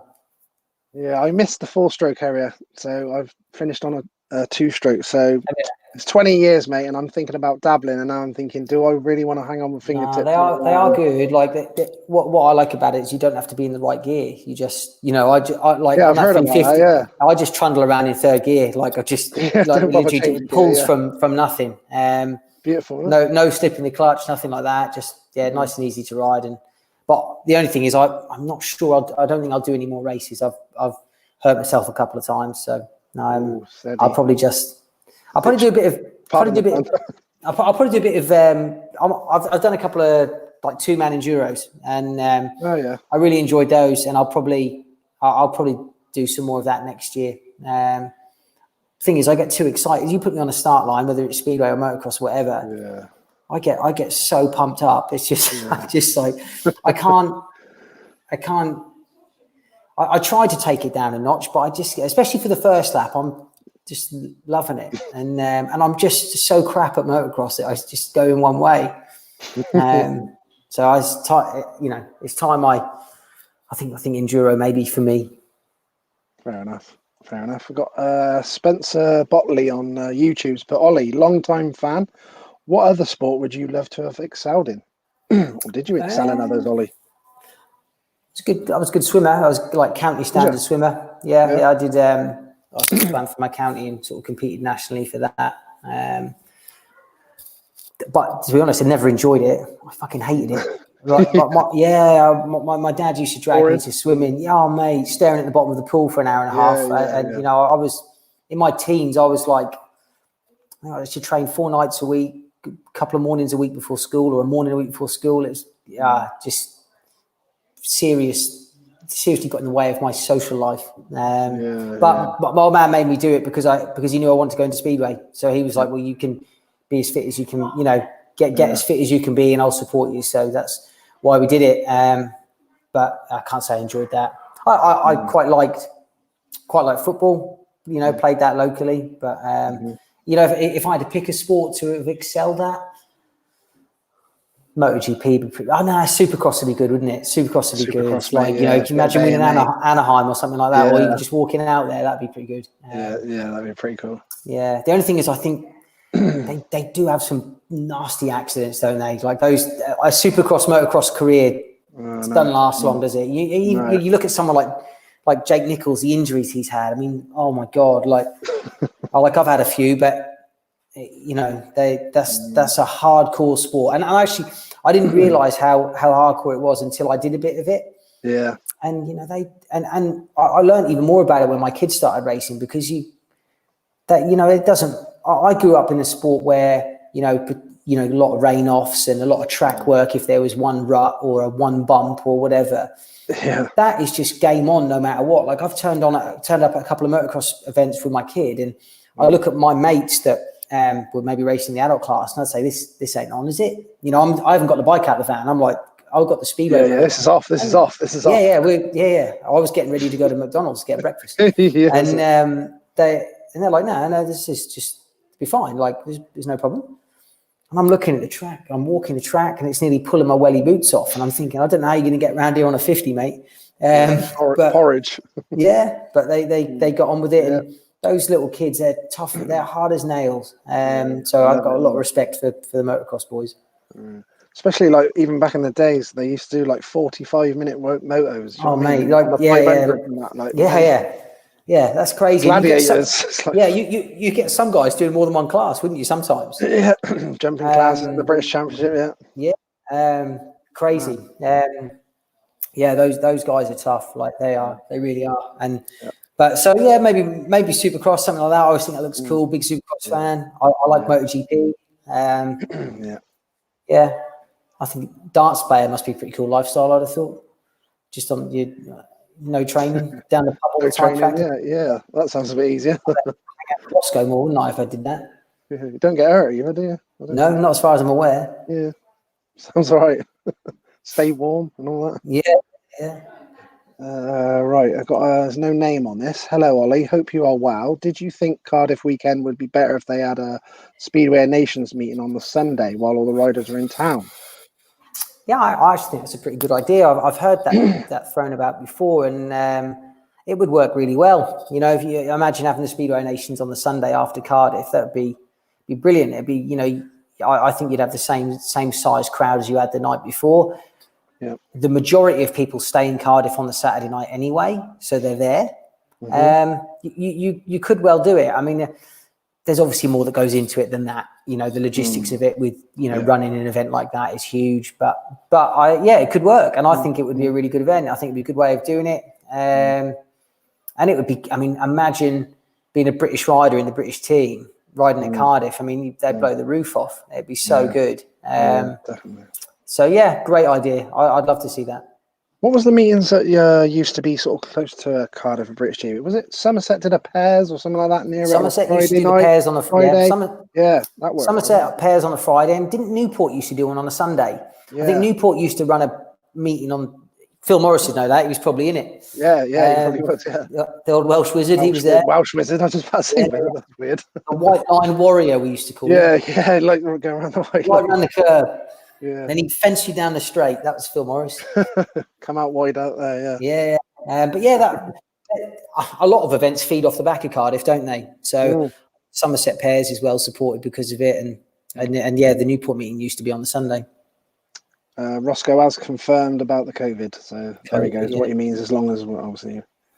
Thanks for the long message, Roscoe. By the way. Yeah, he's killing us with the details there. Yeah. and he's not even busy because the pub ain't open. So Yeah, we know. I was going to say that. I think he's been driving his old truck though. The yeah, lorry. I He's did been see doing that. Yeah, he's on the road. I think he's been doing that. Maybe he's Yeah. messaging in breaks or something. On the taco. Is Dave still on the triple burgers every day at work, Steve Norman? If he can get his hands on them, yeah. So yeah, that's Steve obviously knows my dad really well, and I think whenever we used to ride at Peterborough, I think those two used to argue over who was going to get the sort of double quarter pounder from the burger van before the meeting. So it's sort of an ongoing joke between those two. I'm not sure who weighs the most now. Actually, I don't know what Steve-O's weighing in at now. We need a weigh off. Yeah, what you weighing now, Steve? Could you get drifting on the first day of Speedway track? Someone's asked me. Adam. Yeah, sure. I know. I think Kings Lynn do have drifting on the Centre Green. Like they have a lot of drifting events there. But well, I mean, you could probably run it like actually on the Speedway track. I suppose it'd be no different to a stock car, would it? Really? The only thing is, you'd probably be taking the airbags down, and the fence down, and stuff like that. So, but I think the more entertainment you can give people for their money, the better. But you with more entertainment, can you reduce the cost, the admission fee? Probably not, because you've got to pay for that entertainment, haven't you? So, I don't know. Look, plenty of thinking to do. But maybe you could hold junior races throughout the meeting. Maybe you could have a junior program going on in between. Every few races. I don't know. There's food for thought. Yeah, definitely. Ian Hewlett's put, has Ollie got any trophies worth seeing? Oh my God. You don't even want to know what that's about. I can't go down that road. I can't. Is it that bad? Is it that bad? Yeah. Okay, we'll leave that. Yeah, we'll bury that one. Yeah. Tom is back. Tom is back. All I will say is the trophy's got nothing to do with me. It was Swerve, and he sent a picture of his trophy to one of his female admirers. What trophy that was, you leave it to your imagination. Oh right, okay, yeah, I see where we're going with that. We found it on his phone, so. Okay, I get that now. We'll press delete on him. Tom is back. He hasn't got the Ace of Hearts 2007, mate. That's mine. Wink. Yeah. Okay. So yeah, that's an open meeting. He won at Rye House, which I was in actually. So he did beat me that day. Interesting. I had an off day, I think. But did you have obviously I know you're obviously brothers and everything, but did you actually have a little bit of what would you want to call it? I was going to say rivalry, more competitiveness between you? Or? No, not really, because he was younger than me and he came into the sport like he's a couple of years younger than me, but he didn't have the sort of same pathway into the sport that I did. So I did the whole grass track scene and I guess probably from my point of view, my family's point of view, I was always going to race. Whereas Tommy sort of flitted in and out of it when he was younger, like he'd ride for a few months and then decide it wasn't for him, and then he'd have come back and have another tank slapper over the bars, and that would be he'd tuck the bike away again. And I don't think he got involved in Speedway until he was I think he had a go when he was about 16 and sort of picked it up quite quickly. And I think by the time he was in the Swindle team, which was his first sort of Premier League team, I was number 1 then and he was number 7. So there wasn't really that rivalry because there was a bit of a gap between where we were both at. So I never really used to think about it too much. Obviously, when I raced him, like it would be because he's your brother and it's just sort of bragging rights, really. But in all fairness, anytime I ever beat him or anytime he ever beat me, at the time, we never spoke about it. Like it was, I remember watching he won an individual meeting, the one he was on about. The Ace of Hearts at Rye House, and by then I'd got changed and I was in the bar because I'd been eliminated from that meeting, and he was in the final against, I think it was Ty Wolfenden and Edward Kennett and I think Chris Neath, I think. So it was quite a good lineup. They were all Rye House riders at the time, all teammates. And Tommy was he definitely was least favourite to win that out of those 4, and he managed to win it, and I was really pleased for him. He rode really well. So since then, I've never heard the bloody end of it. Fucking hell, the amount of times I've heard about him winning the Ace of Hearts. Yeah, he's not letting that drop by the looks of it. But he rode really well, and at the time, I was just pleased for him. So yeah, perfect. What was that like having him in the team as a brother then? I was always probably still am quite selfish, really. So I was doing my own thing, and I would keep an eye on how he was getting on, but my main concern was how I did. I wasn't. I was never really too worried about anyone else. It was always, I was there to do a job for myself, and that's really what I would say to any of my team managers, really, and that's what they tell you about me. The best thing that I could do for a team is to get my head down and get as many points as I could get, and if that helped the team win, then great. I wasn't someone that was running around the pits patting people on the arse, and that I just didn't have time for it. For me, Speedway never really came easy. It was something that I had to work at, and I found it quite. Some people can have a laugh and then get on their bike and go and perform, and I'm sure you've seen it at motocross. You get some kids that are dicking about all day, but they put their helmet on and they're off. And I couldn't do that. I couldn't drift in and out. It was either in or out. So fair enough. So everyone's different. Yep, that's cool. Spencer Botley's put, Ollie, who is better at golf? You, Ben, Ed, or me? We probably need a round to sort that out. But my guess would be me. And I'm not that good at golf. I used to play a bit, but I don't know. We'll have to see. But whenever I hang around with Spencer, that would turn into a drinking game. It wouldn't be golf. So, I'm quite up for that. Actually, to be fair, I'm up for that. It'd be better than a round of golf. Yeah. Barney Kennett's come on and put evening. You too. Great to see you, Ollie. Hello, Barney. Hello, Barney. It's good to see that he's listening. Great Speedway family. Had some great times with Edward and Barney and Dave Kennett.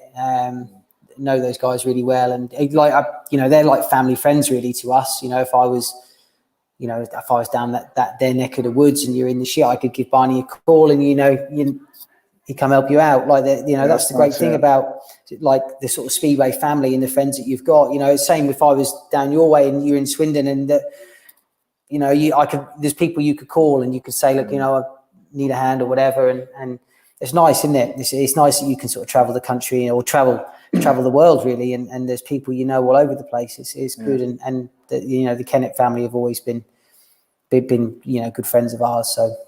If you were down Swindon, needed a boat or. Well, if I needed a boat, Hobbsy's there. If I needed a gorilla suit, or even if I needed a room to rent, then Hobbsy's there. The only thing is, he'd charge you top dollar for it. That's the only problem. I was going to say, was that going to be top dollar? Just about to say that. Right, I got Mark Davies put, hi Ollie, what was your favourite season at Peterborough? I've got really good memories from my first couple of years. Like when we won the National League in my first year there. So I had a great team, David Howe, Simon Stead and myself. We all came in at the same time, pretty much. And we had a great year, sort of dominated that season. So that was good fun. Just sort of learning the ropes really then. You're learning about away tracks and all sorts of things.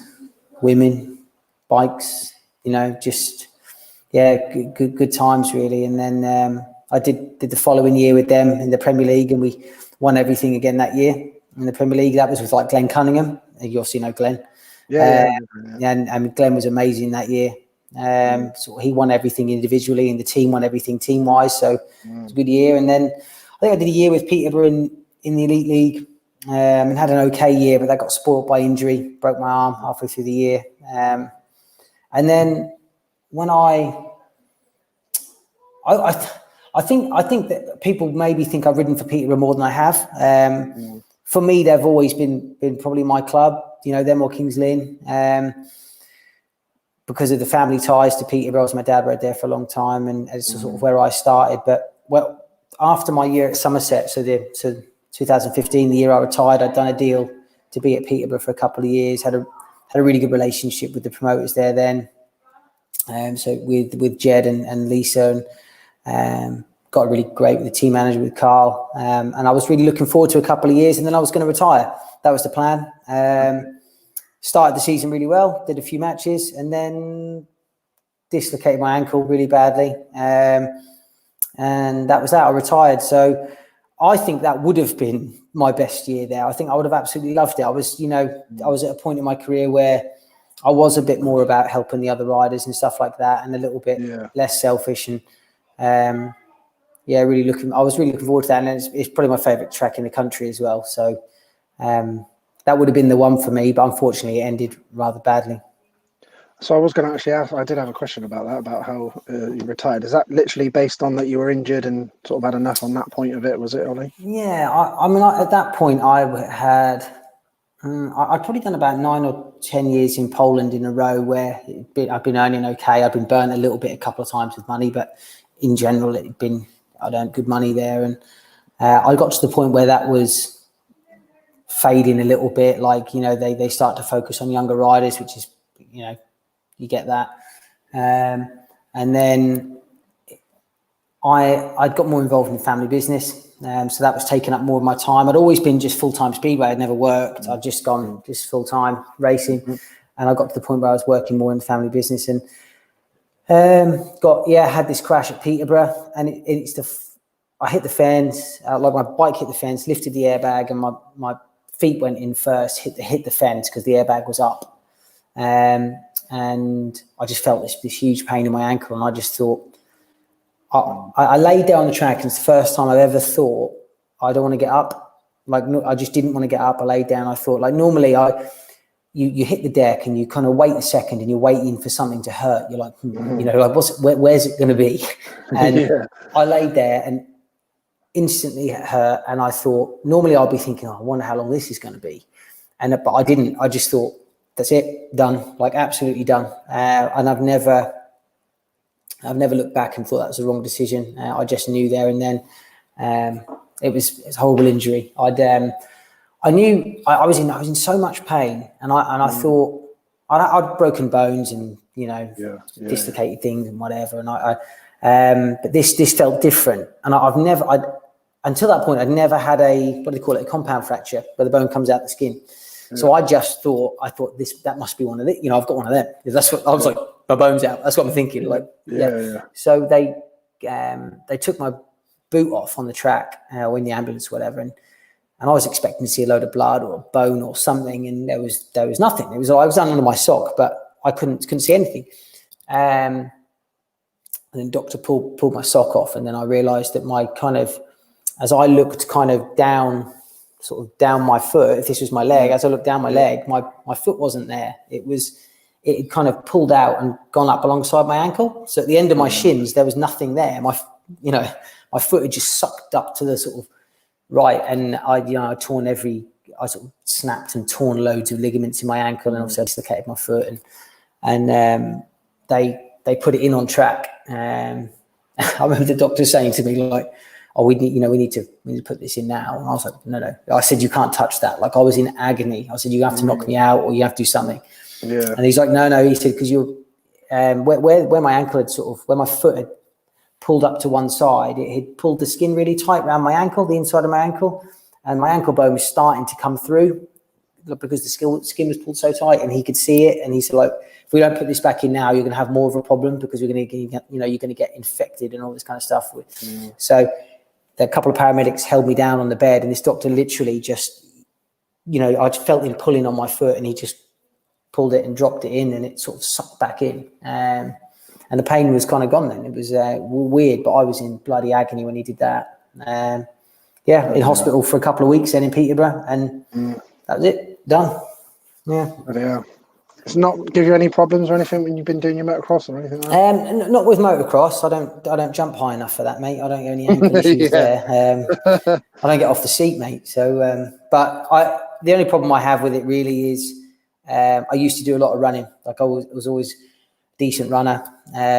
Used to do that to keep fit. I can't do that anymore. I can't road run. It's just too much on my ankle. And I find when I wake up in the morning, it's quite stiff first thing. My ankle is. So walking downstairs first thing's a bit tight, but after that it's okay.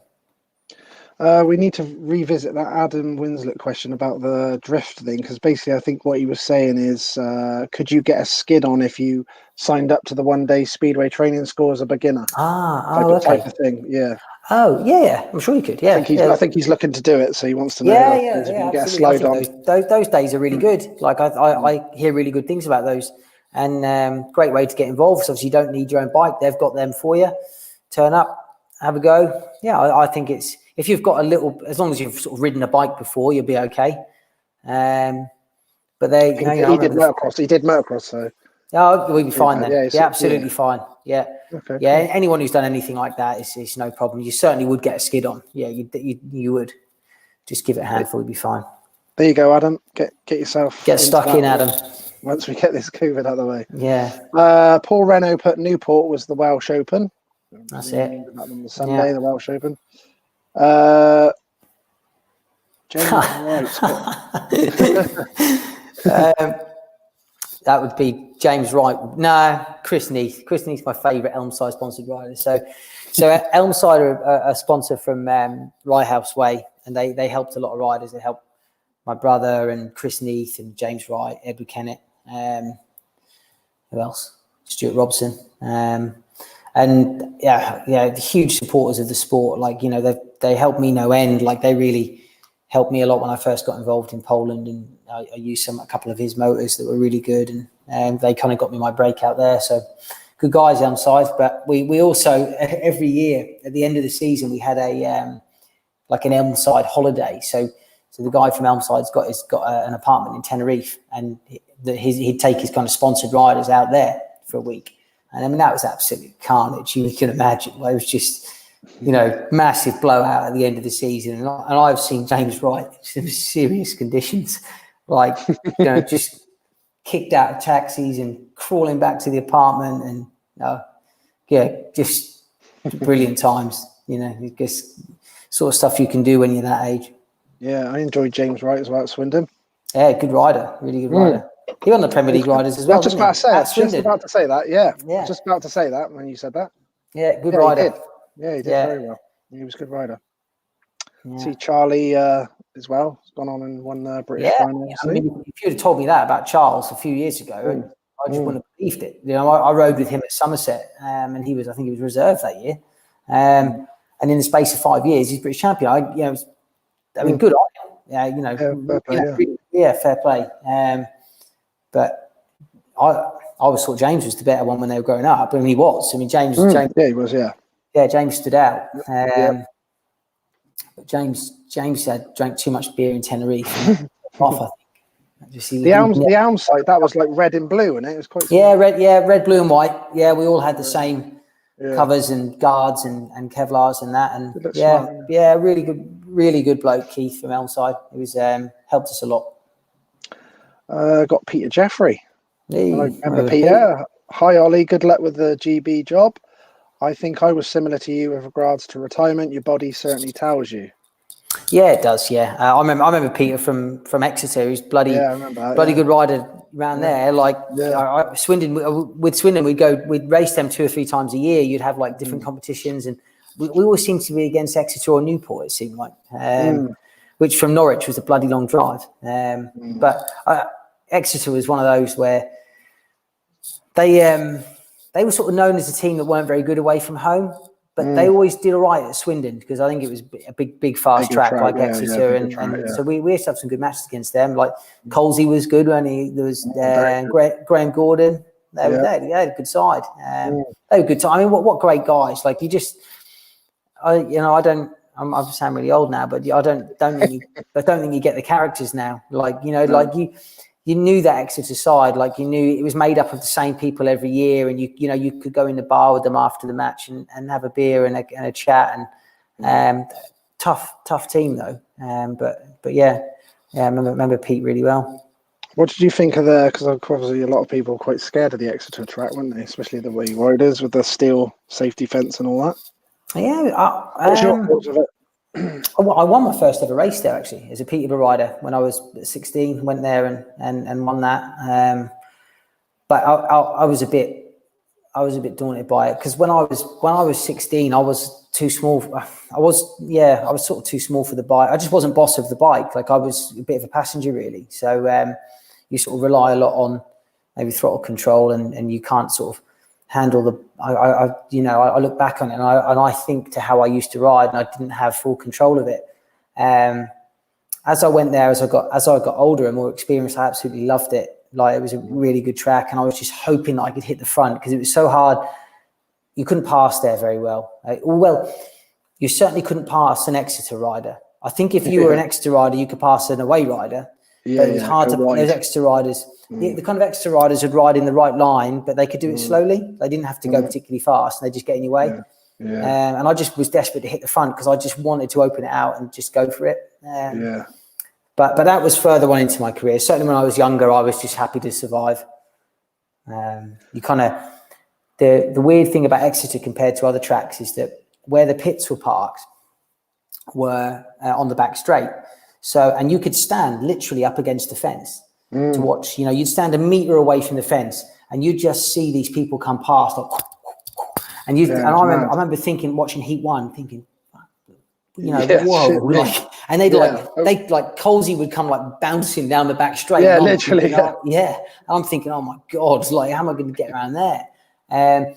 So I think there's a lot of things about that track that were daunting. There was like the steel fence thing. It was narrow, bumpy, wet and shitty. And then just the viewpoint from the pits was like, you had this kind of narrow view of the track, and it made it look worse than it was. And it was a big mental thing really. Once you got your head around it, you're okay.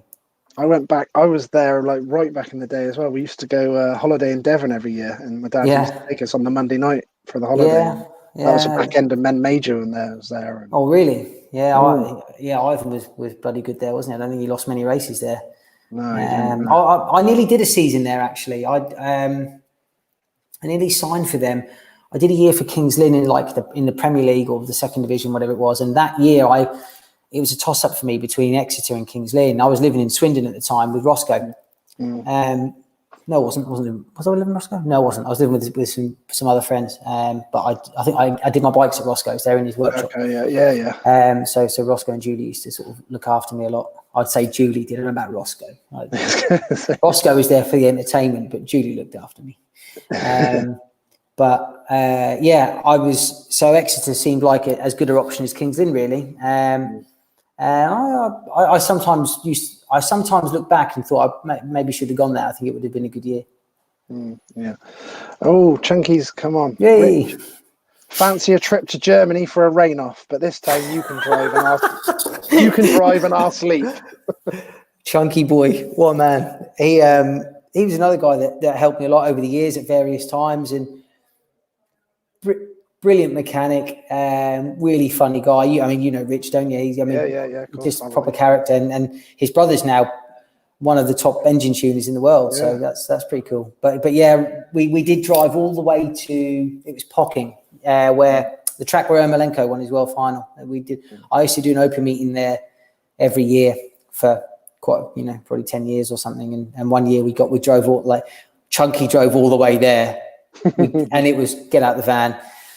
Didn't get changed. I don't even know if we got the bikes out. I think we had a bit of a look around, and then we went home. And that was it. I got back in the bunk bed and went to sleep. And I think Chunky woke up when we got to Calais. But yeah, what a bloke, Chunky. Yeah, great guy, great family.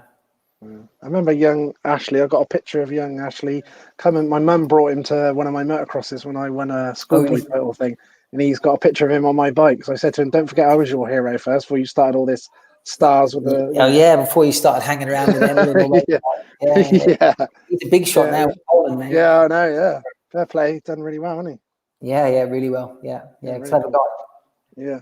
Who would have thought that kid driving around Kings Lynn, not Kings Lynn, Swindon on a fizzy on the odd FS1E was going to be a top engine tuner. Yeah, Nicky Pedersens and all these guys, and MAO and bloody hell. Yeah.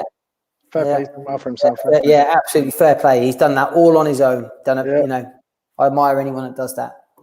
Goes solo like that. Yeah, fair play to him. Ollie, when in the obviously British League racing days, who was the sort of toughest riders that you always used to sort of have tough battles with, or always seemed to? at them sort of races? I suppose at like different points in my career, it's different people really. But when I was, I suppose my sort of younger years in the Premier League, it was always there was like Kelvin from Lakeside. He was one of the top guys. Sean Wilson, Carl Stonehewer, had some good battles with them. Working team, Peter Carr up at Edinburgh. Peter Carr was really hard to beat at Edinburgh. And I remember the first time, probably the only time I beat him there, I was like, that was a big scalp for me because little tracks weren't my forte anyway. So to beat Peter Carr was something special. So that sort of during my Swindon days, they were the ones. It was Carr, Wilson, Stoney, Colsey. Then you had the guys that were my age. So that was like Bomber, Steady. I always wanted to beat them because I grew up with them. I did grass track with them and Neathy, Matt Reed. Like we all grew up in the same grass track age group. So whenever you met them, we had a rivalry, but also the parents had a rivalry. You know what that's like. That's often worse than worse than ours. So you'd be driving. I could have got 11 points, but if I dropped one to Neathy on the way home, my old man would be like fuming. So because he was mates with Chris's dad, so it was you got to get one over the dad. So it's those times it was sort of those people, and then sort of my age group that I grew up with, like under 21. That when I was doing like world under 21s and things like that, you had like Yarrick Hampel was my age, Jonas Davidson. They was kind of the sort of top riders, people like that. Limbach, Lindgren. They were kind of the guys really. I've seen Limbach's obviously just retired as well. It'd be interesting to see what he does next. I would imagine he's made quite a good living out of Speedway, but I'm not sure how sensible he is. I mean, let's face it, you can earn a lot of money from any sport, but to actually retire, you're going to have to do something. So it'd be interesting to see what he does next. But I wish him all the best. He's a good guy. I had some great laughs with him over the years, doing various sort of international events and riding in the Swedish league with him. It was good fun. Colourful character. Really colourful character. And he's got himself in some scrapes over the years, but that kind of makes him more colourful. And good lad. Wish him all the best. Really, he's brilliant rider, wasn't he? Like so good to watch. Very entertaining. Really, really talented guy. Yeah, very good. Did you have any certain bikes, engines over the years that you become a favourite? Do you have any of these names for engines and this sort of stuff? Yeah, I had one engine in particular probably two. I had a Jawa early doors that I had a German tuner. I bought off a German tuner that was really good, a guy called Klaus Lausch. And I rode that a lot in England, but I also took it to Australia and I just sort of rode it out there, and it seemed to last forever and was a good solid engine to use everywhere. And that was a good one. I'll always remember that one. And then the engine I won the Premier League Riders final on, that was a good motor. I had that. I was probably about 4 years old when I won that meeting. Was it? But I'd ridden it a lot in Poland and England before, like leading up to that. It was normally in Poland, that motor. I just left it in Poland because it was my best engine. So that was. I actually remember I bought that engine because all of my stuff in Poland got nicked one year. So crazy story. But I was in the same team as there was me, Rory Schlein, and Edward Kennett, all rode for the same team. And we left our bikes at the track. We had a workshop at the track, and I think we had an away match at like Bydgoszcz or something like that. And we flew in and we landed. And when we landed, I had a voicemail on my phone. So listened to that, and it was sounded fairly urgent. Ring the club straight away. So I rang this guy, a guy that was a sort of good friend of mine in Poland, who'd left me the message. I rang him back, and I was like, "What's going on?" And he said, "Oh, we've got a big problem. Your bikes have been nicked." And I was like, you're joking, like you're winding me up. And he's like, no, everything. He said everything's gone. Wow. And I was like, and he said, tell Edward and Rory, because they were on my flight, that the same things happened to them. Well, I mean, I was just gobsmacked, absolutely gobsmacked. I told Rory, he went fucking mental, like absolutely mental. Yeah. And they lent us some bikes to ride that weekend. The club had been broken into, everything had been nicked. And I got a couple of bits. They found the guy that did it in the end. Okay. Yeah, and I mean, back then, the Poland was quite. It's a bit more dodgy than England at the time. Like, you know, a lot of people out, you know, there was some, every club, there was some kind of shady people in the background. And I remember people saying to us, like, you know, we'll find these bikes, like, and we'll find who did it. And they sort of said it with kind of a wink and a nod, and we're like, we'll get them. Yeah. And when they found the bikes, they said to us, oh, you know, we've got your bikes, and we found them before the police, and then kind of winked at us. And I thought, I don't even know what that means. Yeah.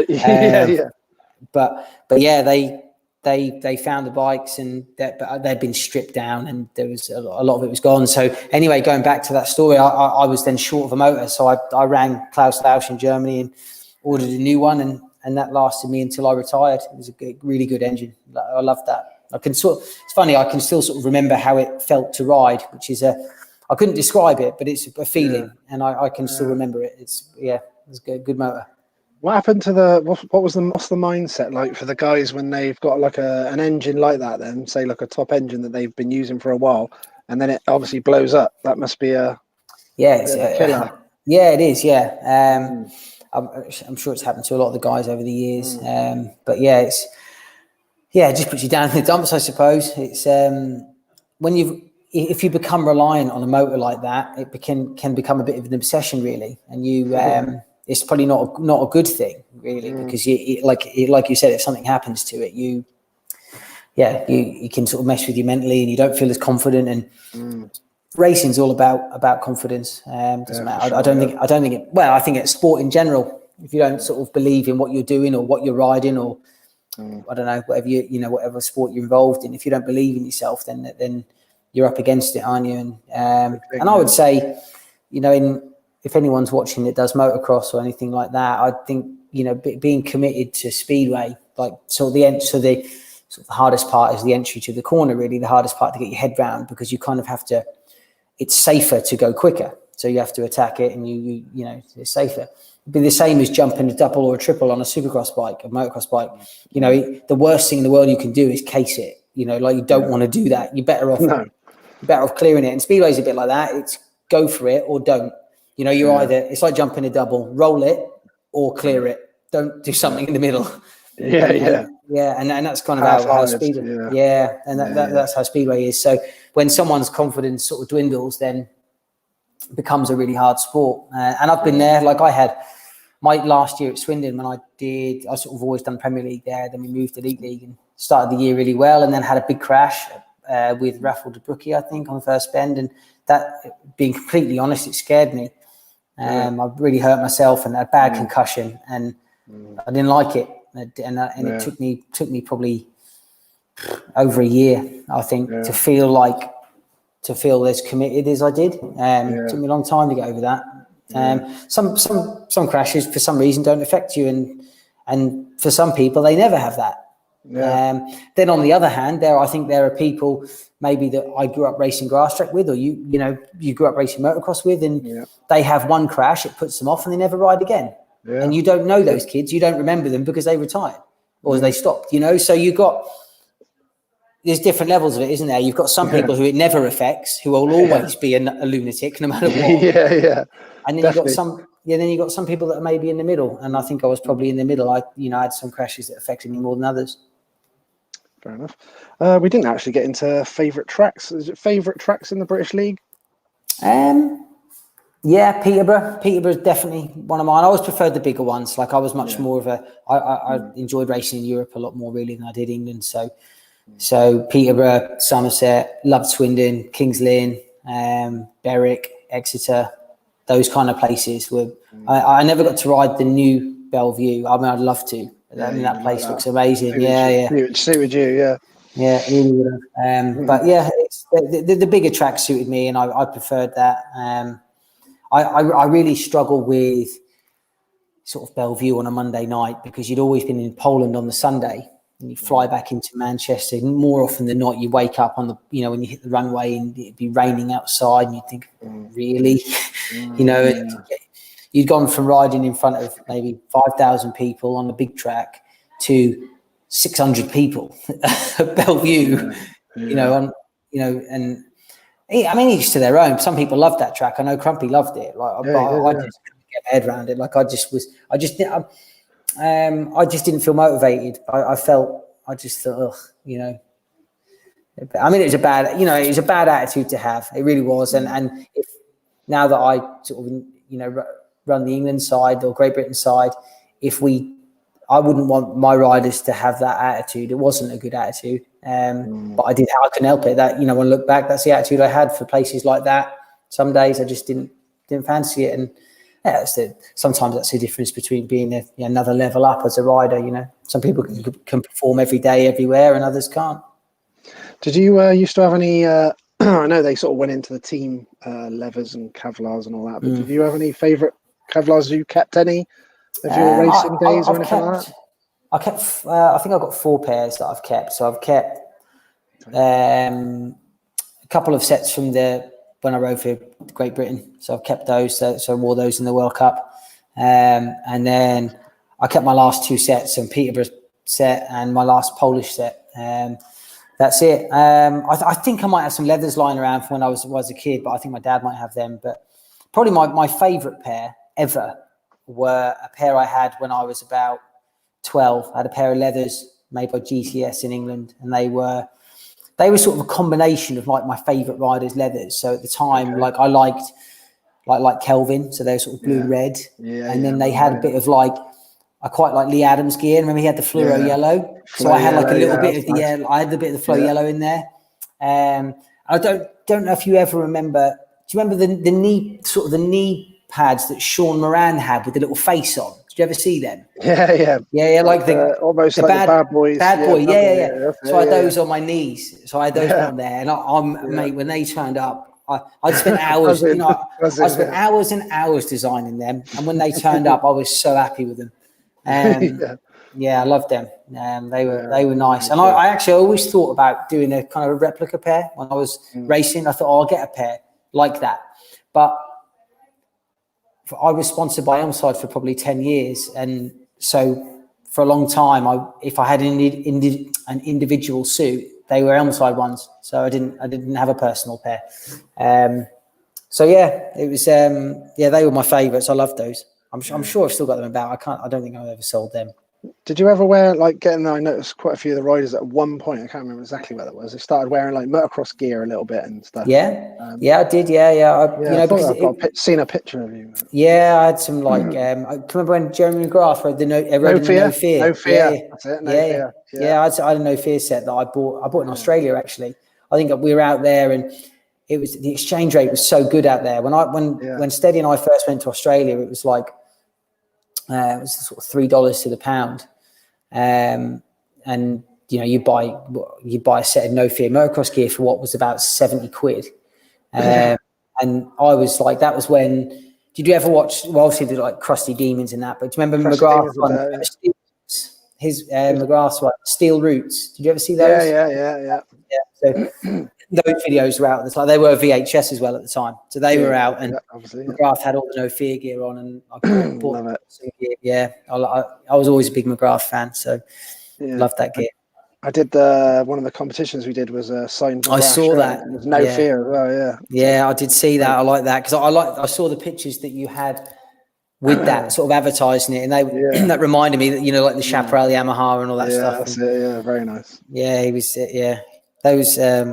Yeah, those trips to Australia were good. Like that as a young lad, they were brilliant. I went there when I was 17 for 3 months, and at the time I'd never looked after myself at all. And there was Steady and I on a flight to Australia, and I remember at the time I was doing A-levels in the UK. I left high school and I was in my first year of A-levels, and my mum had always said to me, you're not doing Speedway unless you've done your A-levels.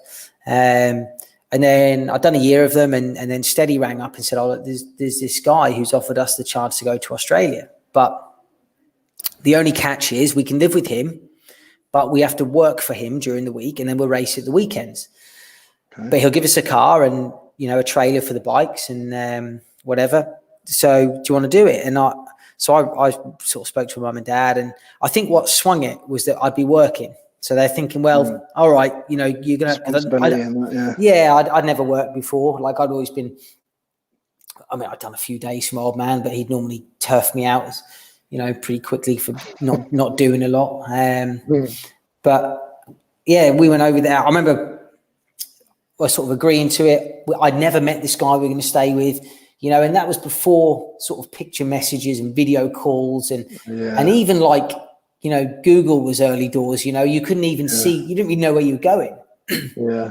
Anyway, I remember sitting on the flight next to Steady. We sort of sat down and got the belt on. We're getting ready to take off. And I said to him, he said, are you looking forward to it? And I was like, well, I am. I said, but I'm not overly keen on working during the week. And he said, mate, that was bollocks. He said, we aren't working at all. He said, I just said that so that our parents would let us go.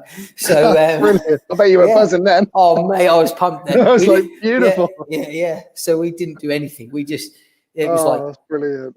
Sunbathe, and they had a swimming pool and they lived on the river, and it was it was so good. But I remember, this is funny. I flew out there and I'm petrified of snakes. That's the one thing. I fucking hate snakes. Oh mate, I can't even watch them on TV. My kids love them and I can't. But anyway, I used to watch all the Steve Irwin stuff. Like the Crocodile Hunter. Yeah. And it seemed like to me every dangerous animal lived in Australia. That's what it seemed like to me. 100%. Yeah. So this family we were living with, they picked us up from the airport, and it was dark, and they drove us to their house and they pulled up on their driveway. And I remember opening the back door of the car, and before I got out, I checked the floor for any snakes. Now, I don't know how many I thought were going to be out there, but I legitimately thought there's a good chance I'll stand on a snake. I thought they were everywhere. And I went there 4 or 5 winters on the bounce, and I never saw one. But I did, I was still scared, but I never saw one. And, I just still looking everywhere. Yeah. Checking my shoes for spiders and toilet. Every time I went, I'd seen some video of like a snake coming out of a toilet once. So every time I went to the toilet, I'd have a good look down there first, before sitting on there. But yeah, what an experience. It was so good. You kind of raced at the weekend, earned your cash, and that got you through the next week. And that was the first thing you learned, was you're spending money. You had to manage that. Have I got enough to do this or do that? And you kind of lived off that money, and occasionally dipped into the savings. But yeah, it was we had great times. Brilliant, mate. Oh, actually, here we go. Look. Yeah, there we are, the old No Fear gear. Yeah, we'll go through a couple of these photos now, actually, while we're doing that. That's Mark Steele. That was Mark Steele there on the left. Yes. What actually happened about that? Do you know? He passed away, didn't he? He died in a diving accident. Yeah, he was like scuba diving, and they never found his body. I swear, that's so crazy. Yes, it must have been horrible for his family to, can't bury your own son or whatever. It must be awful. But yeah, he was a good lad. He was a good laugh. But yeah, that was early for me at Swindle. That was, but. No. That was crazy. Look at that for a... Yeah, that's a good one. That was at Tetro in Germany. So every year for quite a long time, I did the sort of Tetro. There's a weekend in Germany. I think it's Easter weekend, where they do Speedway meeting on the Saturday at Tetro. They do the grass track at Tetro on the Sunday, which is that grass track with the jumps in. Have you ever seen that? Like the grass track. Oh yeah, I did actually. Really fast on the YouTube the other day. I saw it. Someone sent it to me. Yeah, it looks mad. So there's a speedway track there as well. So they do the speedway on the Saturday night, the grass track on the Sunday. Then there's another speedway track just up the road called Gustro, and that's on the. It's all on the same weekend, and they've got massive crowds to it. And it looks massive. Yeah, I always did a lot of racing in Germany and always really enjoyed it. So, good photo that one. Oh, that's one of my favourites, I think. I'm lining up. Toilet. Yeah, I'm lining wheelie in it. Wheelie. I'm about to dip the clutch. You can see that. Yeah, I can see that. Yeah, just to give it a little tweak. But yeah, Yeah, the old Polish toilet roll being thrown at you. Gotta love a bit of that. Yeah. God, look at the skinhead there. I'm gonna have to revert back to that soon with this ball patch. But that was my I think it's my second year in Sweden. I was 21 then. That's Ronnie Pedersen, so Nicky's brother, next to me. Yeah. Elsie Crumpy, Jono, Daniel Nearmark, Jason Lyons, Charlie Guida. Yeah, and then Victor Bergstrom. Who's the other guy? Victor Bergstrom, bottom left. But Charlie was someone like Charlie and I rode together at Swindon, and we never got on. We never got on. Like, didn't you? No, never. He was number 5, and I was number 1. He was as selfish as I was. So when it came to heat 13 and 15, when we'd be together, we just would we wanted to beat the other one. It was we were always conscious of who had the bit better average and who was going to qualify for the Premier League Riders Final, and who we just wanted to beat each other so bad. And we actually had a scrap once at Stoke after one race. Did you? Yeah, and we were on the same team. It was embarrassing when you think about it now, but yeah, we just fell out all the time. So it was quite successful at that time as well, wasn't it? Yeah, there you go. Yeah. So it's around the same time, I think. So Charlie Fryer, bless him. Yeah. And Neathy. Very good rider. Fryer was bloody good at Swindon, wasn't he? Very good at Swindon. He literally sort of went into a prime there somehow. He did, yeah. That was his. They were probably the best years of his career. Yeah, it was. Yeah, absolutely. Great rider. That was, we won the 4s, didn't we, at Swindon? Yeah, I remember that. I was there. Yeah. Pretty cool. That's winning the 4s at Peterborough. So that's my son on the bottom row there. That's Josh. That's the eldest of my 2 sons. And then you got Pontus Askren on the left, then Brady Kurtz, Charles Wright, and then Nick Morris. That was probably my most enjoyable season I ever had. I think I got on really well with the owners of Somerset, so Debbie and her parents. Great relationship with Gary May, the team manager, and just those guys there. Well, they were kind of kids then compared to me. I loved racing with them because they kind of dragged me along a bit, and I think I helped them a lot. Still really good friends with Pontus now. Speak to him a lot. So yeah, that was really fun year. And I mean, Nick Morris was a great teammate. Like we really should have won the pairs that year. He got excluded in the final. But yeah, great team, great club. Got nothing but good words to say about Debbie and how they run that team. Nice. Kings Lynn, I think it was the number 1 there. Set up, isn't it? Yeah, the Elmside gear. Yeah, that's the sort of standard Elmside gear. Yeah, style there. Like Keith from Elmside looked after me well, so obviously you can see my bikes are all fully Elmsided up. That was Elmside's on there again. That was the year I retired. So that was at Peterborough. I think that's got to be one of the first matches of the year. So yeah, that was Nice setup. Yeah, that was back in the day at Coventry. So I was actually sponsored by Monster that year. That was really early on, but before energy drinks. I see that on your shoulder. Yeah, I had it sprayed on the helmets and all. That was quite a cool thing. I mean, they obviously, companies like Monster and Red Bull, they grew into sort of bigger and better things. So unfortunately, left me behind. But that's I understand that. But yeah, Coventry was a great club. When I rode for them, they were like the kind of I was going to say Man United of Speedway, but I say that because when Man United used to be, the main team. They probably aren't now, but yeah. No. At the time, Coventry were the sort of Man United. That was the club you wanted to. They paid well, they paid on time, lovely stadium. Really well looked after. Yeah, had some good teams there, didn't you? And did well. Yeah, mate. Yeah, well, I think we won the league a couple of times. Scott Nichols was a brilliant number 1, and we had Bomber in his prime. So that was big because that was around the time he won the Grand Prix, and Bomber used to be unreal around Brandon. Like he was so brave. It was so good to watch. So that was good times. I remember you killed Swindle quite a few times in them over them years. Yes, we did. Yeah. Here they are. Look.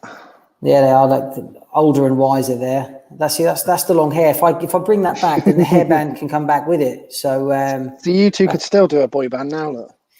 We have spoke about it, mate, but unfortunately neither of us can sing. So I don't think you needed to. I think the women were already in.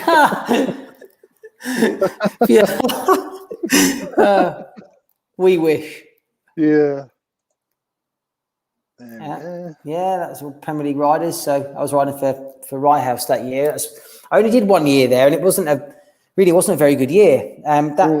I had, like, on the sort of personal point of view, I won that meeting in Germany, that one that we saw the wheelie photo of. I won that, and then I won the following weekend. I won the Premier League riders at Sheffield, so that was big. But other than that, it was a pretty poor year. I broke my arm again, broke my forearm again, the one that I broke the year before at Peterborough, and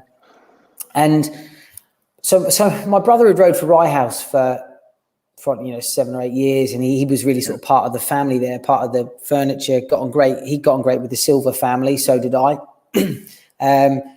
And Len had always said to me, like, when you have decided you've had enough of the top leagues, I think I was at Coventry at the time. He said, when you want to come back down and sort of finish your career, come to me or let me know, and you can finish your career at Rye House. And that's what I always thought I would do. Rye House wasn't my sort of track, but I thought I'd get it dialed in, sort of. All right. And that was really how I saw my career going. And I thought, that's what I'll do. And I'd had a shitty year at Peterborough the year before with injuries and stuff. And I thought, you know what, I might focus on the stuff abroad and just wind it down a bit in England and just do some Premier League. And so I rang Len, and he had a team spot for me. As he said he would. He was a man of his word. Got a great deal from them, went there, and I just never got on with the place. Like, I just never felt, I didn't enjoy it. I just didn't, that wasn't my kind of track, too small, just didn't, I sort of lost the enjoyment.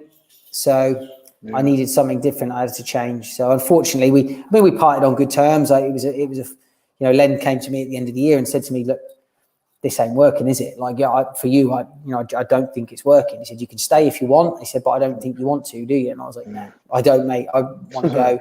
And that was that, really. So shame for it to end that way. But at least I think I was the first rider to win him that. So he was pleased with that.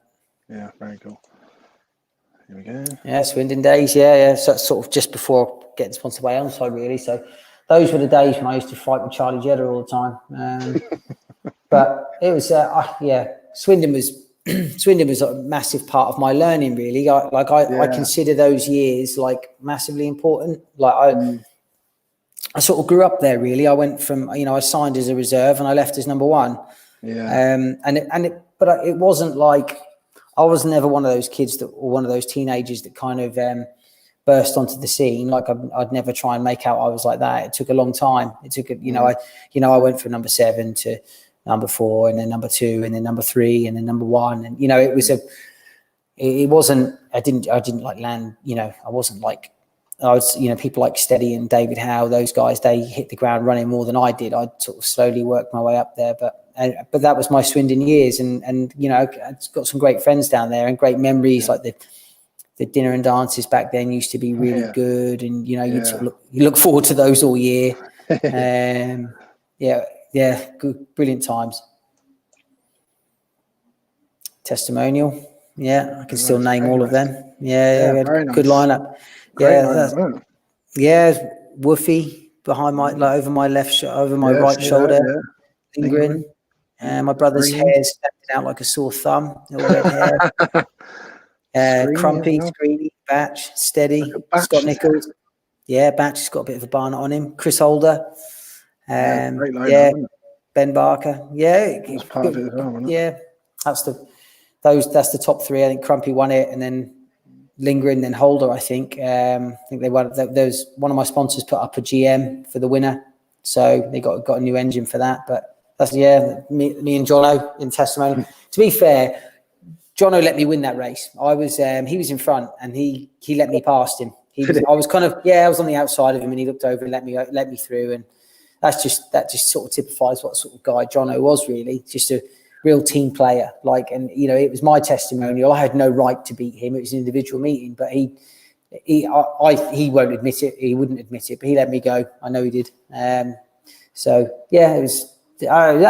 a weird day, the old testimonial, actually, because you can't enjoy it. I found I didn't enjoy it because going on. Yeah.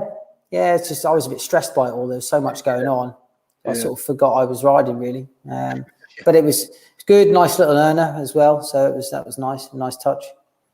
That was good then. Kings Lynn days, sponsored by Fox then, so I was fully foxed up. Love a bit of fun. Because I was such a fan of sort of motocross, supercross, that sort of thing. If I got any sponsors like that, like those kind of people, I was just like, even as like someone who's 30 years old, when Fox would say, we'll carry on next year, I would just be like, yes, I was still such a fan at heart, really. It's brilliant. So love the freebie. What's happening here? It's that sort of, looks like, it just looks like something I'd do, really. Just entertaining the crowd. Yeah, Jan's enjoying it. Yeah, he's loving it. They all are. Look at them. They're all wishing they're doing it. Yeah, the two BAs are seeing it. Both of them. Both the BAs. Yeah. You can barely see Kenneth, bless him. The only one of the few speedo riders shorter than me. Yeah. That's the Premier League riders again. Yeah, I was pumped with that one. Oh, that was good. That's the World Cup in Lejno, World Cup final. So me and Rory. He's someone I've always gotten well with. Rode with him. I rode with him for probably 5 years in Poland, and he was good. He was a good laugh, really, and we had some good times together. And he was good because he'd always. I was a bit more diplomatic than him, and Rory always just says it how it is. So I would say, like, if we're driving, we get picked up from the airport by someone from the club, and if I was thirsty or something, I'd just wait. I'd just wait for the 2-hour drive to be over. Then I'd go to the hotel and get a drink or whatever. Whereas Rory, but if I said to Rory, look, mate, I'm a bit thirsty, he'd be like, oi, stop the car. We need a drink. It'd be like, that's just how he was. So I always used to do that. I just G him up to do different things like that, and just use him as the, they probably thought he was a right little wanker, but that was me. Yeah, for you one of us. Yeah. It was an open meeting at Berwick that I won. It was a meeting to raise funds for their air fence. It was when all the clubs were told they had to have an air fence. Yeah, I remember that. Yeah, they had an open meeting up there, and I won that with a maximum. But yeah, Berwick was another track I really loved. I nearly signed for them one year as well.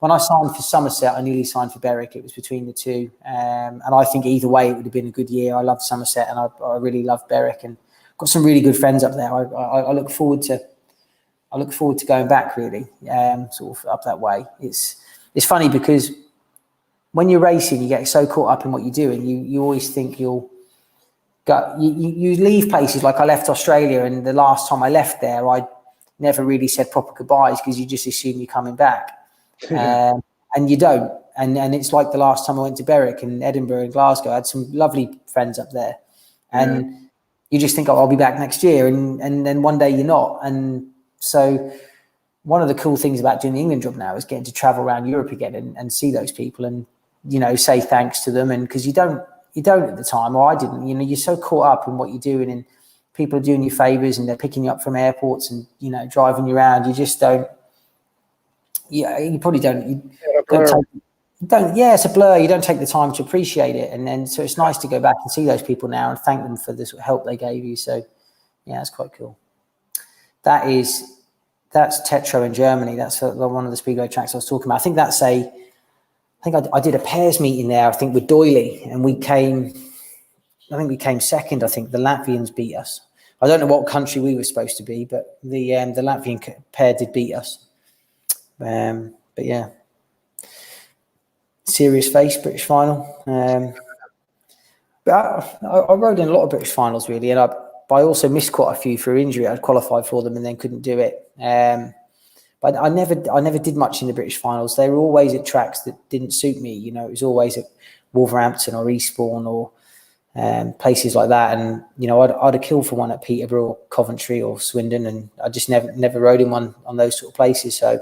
Yeah, I always tried my hardest, and I was proud to be in them. But it was, I don't think I'm And my best result was maybe 5th or something at Eastbourne. But it was, probably, I didn't get the results I maybe could have got, but hey, it is what it is.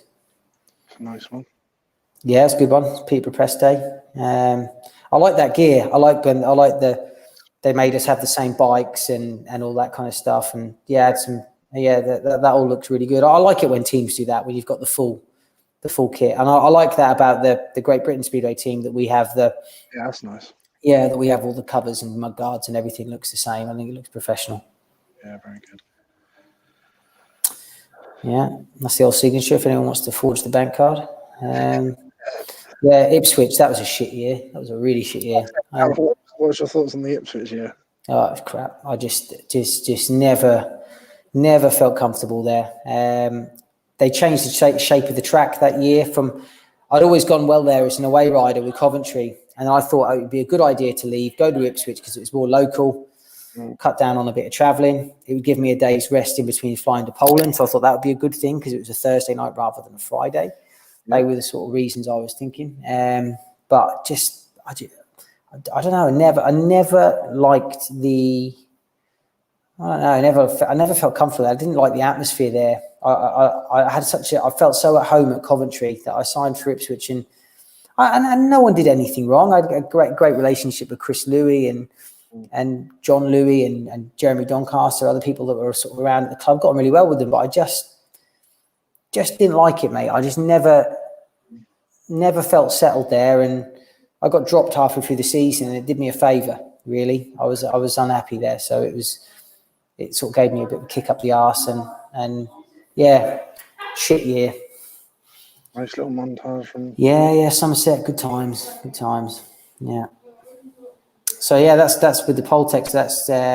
That's Drew Kemp actually when he was really young. That was I've been working with Drew since he's been coming. I mean, he hasn't been on the actual program because you can't until he's 16. He's been coming to our track day since he was about 14, and he's always had so much potential that I think he's always shown that potential, and I hope he lives up to it. I think he will do. He's working hard now, and he's a great little rider.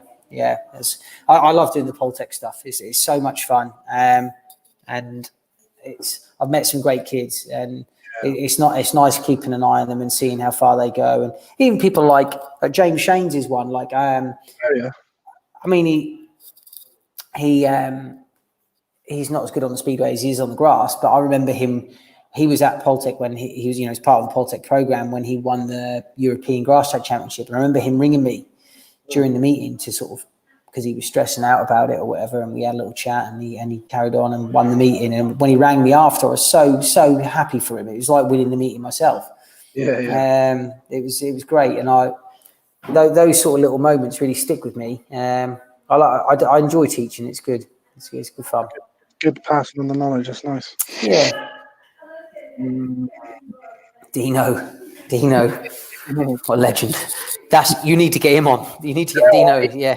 Sort of mention about it. I think he'd be funny, wouldn't he? Yeah, he'd be brilliant. Yeah, he's a good bloke, Dino. And when he's on, I'm definitely sending some messages in. I had a good laugh with him. He was one of those riders that was kind of that era where I'd grown up looking at him in the Speedway Star and seeing pictures of him ride for Eastbourne, and then I raced against him. Yeah. So that was I always struggled with that a little bit. I was always found that a bit weird because I'm a Speedway fan at the end of the day. Yeah. To then race against him was always a bit odd, but I had some good races with Dino. I pissed him off a couple of times, and he knocked me off a couple of times at Eastbourne as well. So I think we're even, but we're great friends. We had some good times together. Nicky Pedersen. It might look like I'm sort of catching Nicky there, but I'm probably not. He's probably just gone round me and clamped me. He's about to bugger off, I would have thought. He's a great rider, Nicky Pedersen. He's been so good for the sport, hasn't he? And I think the more Nickies you had, the better the sport would be, I think. But yeah, great guy. Yeah. Bit of lunatic, but or could be. But I think he's brilliant for the sport. Real professional off the track, and he's one of those people that fans love to hate, and that's what the sport's missing, isn't it? Yeah, a few more characters like that. Nice Nice little thing to go. I think I've got that in the background of our. Oh yeah, that's the one. Yeah. Coventry days. Did you have any superstitions, Ollie, when you was racing? Just that I used to put everything left on first, so it would be left glove, left sock. I suppose it became a superstition, but it was more of a routine thing for me. I'm very I sort of do things methodically, and to me, left to right makes sense because that's the way you write. You know what I mean? Like you write from left to right. So I feel like that's the way it should go. It's really odd, really random, but that's how I see things. And so I would always go left first, and I still do it now. Never ever put my right shoe on first. Yeah. No, never. No. Yeah, that's about the only one really. What riders were your favourite team ride with? Nick Morris was good. Nick was really good, especially for someone so young at the time. Scott Nichols was a great team rider. So I mean, Billy Gennaro was another one. Billy Gennaro, Scott Nichols, Jason Crump. They were the three that stand out for me. When I first joined Coventry, I was having this hard time and to score many points. And I remember Billy saying to me, and he ate after a few weeks. He sort of noticed I was struggling. I think everyone had, and he said to me all you need to do is get in front. He said, I will do the rest. He said, I won't pass you. He said, you just get in front and I'll that's all you need to do. Don't worry about me. He said, you can go anywhere you want. Don't look for me. Don't just do what you want. And I did and won the race, and he was second. And yeah, he was as happy for me as he was for himself for getting a paid win. So that's the kind of guy Billy Gennaro was. And he was one of those guys that, if his average might say, he might have a 6-point average, but he was kind of worth 7.5 to the team because he'd get other people more points. So brilliant team rider. I remember a good example of team riding, and this was, I couldn't dream of being as sort of accurate as this guy was, but I remember doing a race in Sweden with Jason Crump, and I was probably about 21, and our home track was quite a tight track, and I hit the front, and Crumpy was in second, and Peter Carlson was in third, and Crumpy was on my team, and PK was really good at this track. Like, it was a tight track, and he was brilliant around tight tracks, and you had to just sort of stay on the inside. You couldn't team ride as such because there wasn't the room. And I remember in the middle in the sort of apex of every corner, when you'd come to almost a stop, it felt like. I remember Jason touched me probably 3 or 4 times, like just with either his leg or his elbow or something, but like gently, kind of almost like grazed me, as if to say, kind of like, I'm here, but come on, hurry up. Because he had PK up his arse, and he just fully sat behind me. And that was, cool. I was like pumped because I was in front of Jason, and B, it was in front of PK as well. And just the excitement of it all was like, I remember just being blown away by that. And another time with Jason as well, I remember we were in Kumla away from home. Again, I was about the same age, and we were in front of Henke Gustafsson, who at the time was top guy, really, really good guy. And I remember Jason was in front, I was in second, and Henke was trying to overtake me. And I didn't really know where he was coming from. I was very much like just head down, and I was trying to go as quick as I could, rather than sort of look and block. I would just kind of try and go. And I remember Jason kept looking back, and he was keeping an eye on the whole race. And down the back straight one lap, he's looked back, leant over, and sort of reached out and touched me on my right arm to push me more to the inside. Then that kind of made me look to my inside, and Henke was there. So Jason had seen that I was about to get overtaken, and sort of literally pushed me to the inside. And I then covered the inside, and he covered the outside, and that was it. We got 5-1. I mean, that's incredible. Like, that's, for me, that's way above anything I could do on a track. Like, I wasn't that aware. Like, I was very tunnel vision. I kind of did what I had my sort of game plan for the race. And if it altered from that, I'd struggle a little bit. But Jason was he knew what was going on. I mean, I guess all the top riders, I mean, Woofy can do that now. Like, you see that with him. I'm sure Smarslick can do it. But that was incredible. I thought for Jason to literally lean over down the straight and almost push me to the inside, like it was like I didn't, crazy. And he was still waiting for me, like he's looking over his shoulder and he's still going too quick. You know what I mean? That was mind-boggling, really. Very cool. I've got Keith Brewerton. He's put, does Ollie remember getting excluded for not trying Glasgow after breaking his wrist? Bloody McGregor was the ref. Yeah, Jim McGregor. Yeah. So, I remember it well. I got knocked off going into third bend at Glasgow. Someone had already been excluded. So there's 3 riders in the race. Mm-hmm. And then in the rerun, there's just 3 of us. I get knocked off by their rider. Okay. He got excluded. I smashed my hand up, and I've got, I don't know if you can see it. I've got like a big scar down the center of that hand. You see you can see the dent kind of down the center. Yeah. But anyway, I broke every bone in the top of my hand, and I've still got 6. I've got 6 screws in there now. It was a mess. Anyway, I came back to the pits, and there was only going to be 2 riders in the rerun. There was me and I think it was Martin Dixon. Remember Dicko? Yep, Dixon. Yeah. Yeah. So it was guaranteed 5-1. Mm-hmm. So I knew I'd fucked my hand, and I thought, well, I'll go out, get a 5-1. It'll pay for the diesel home, and then I'll pull out of the meeting. So I went out onto the track, and I could barely hold on, and I just poodled around and got a paid win. And then McGregor excluded me for not trying hard enough. Yeah. Wow. A true story. I mean, if he knew that, I never bothered with the telephone, mate. What is the point in that? What is the point in that? But I didn't have a lot of luck with McGregor. He was also the one that excluded Nick Morris in the Premier League pairs final. So buddy McGregor.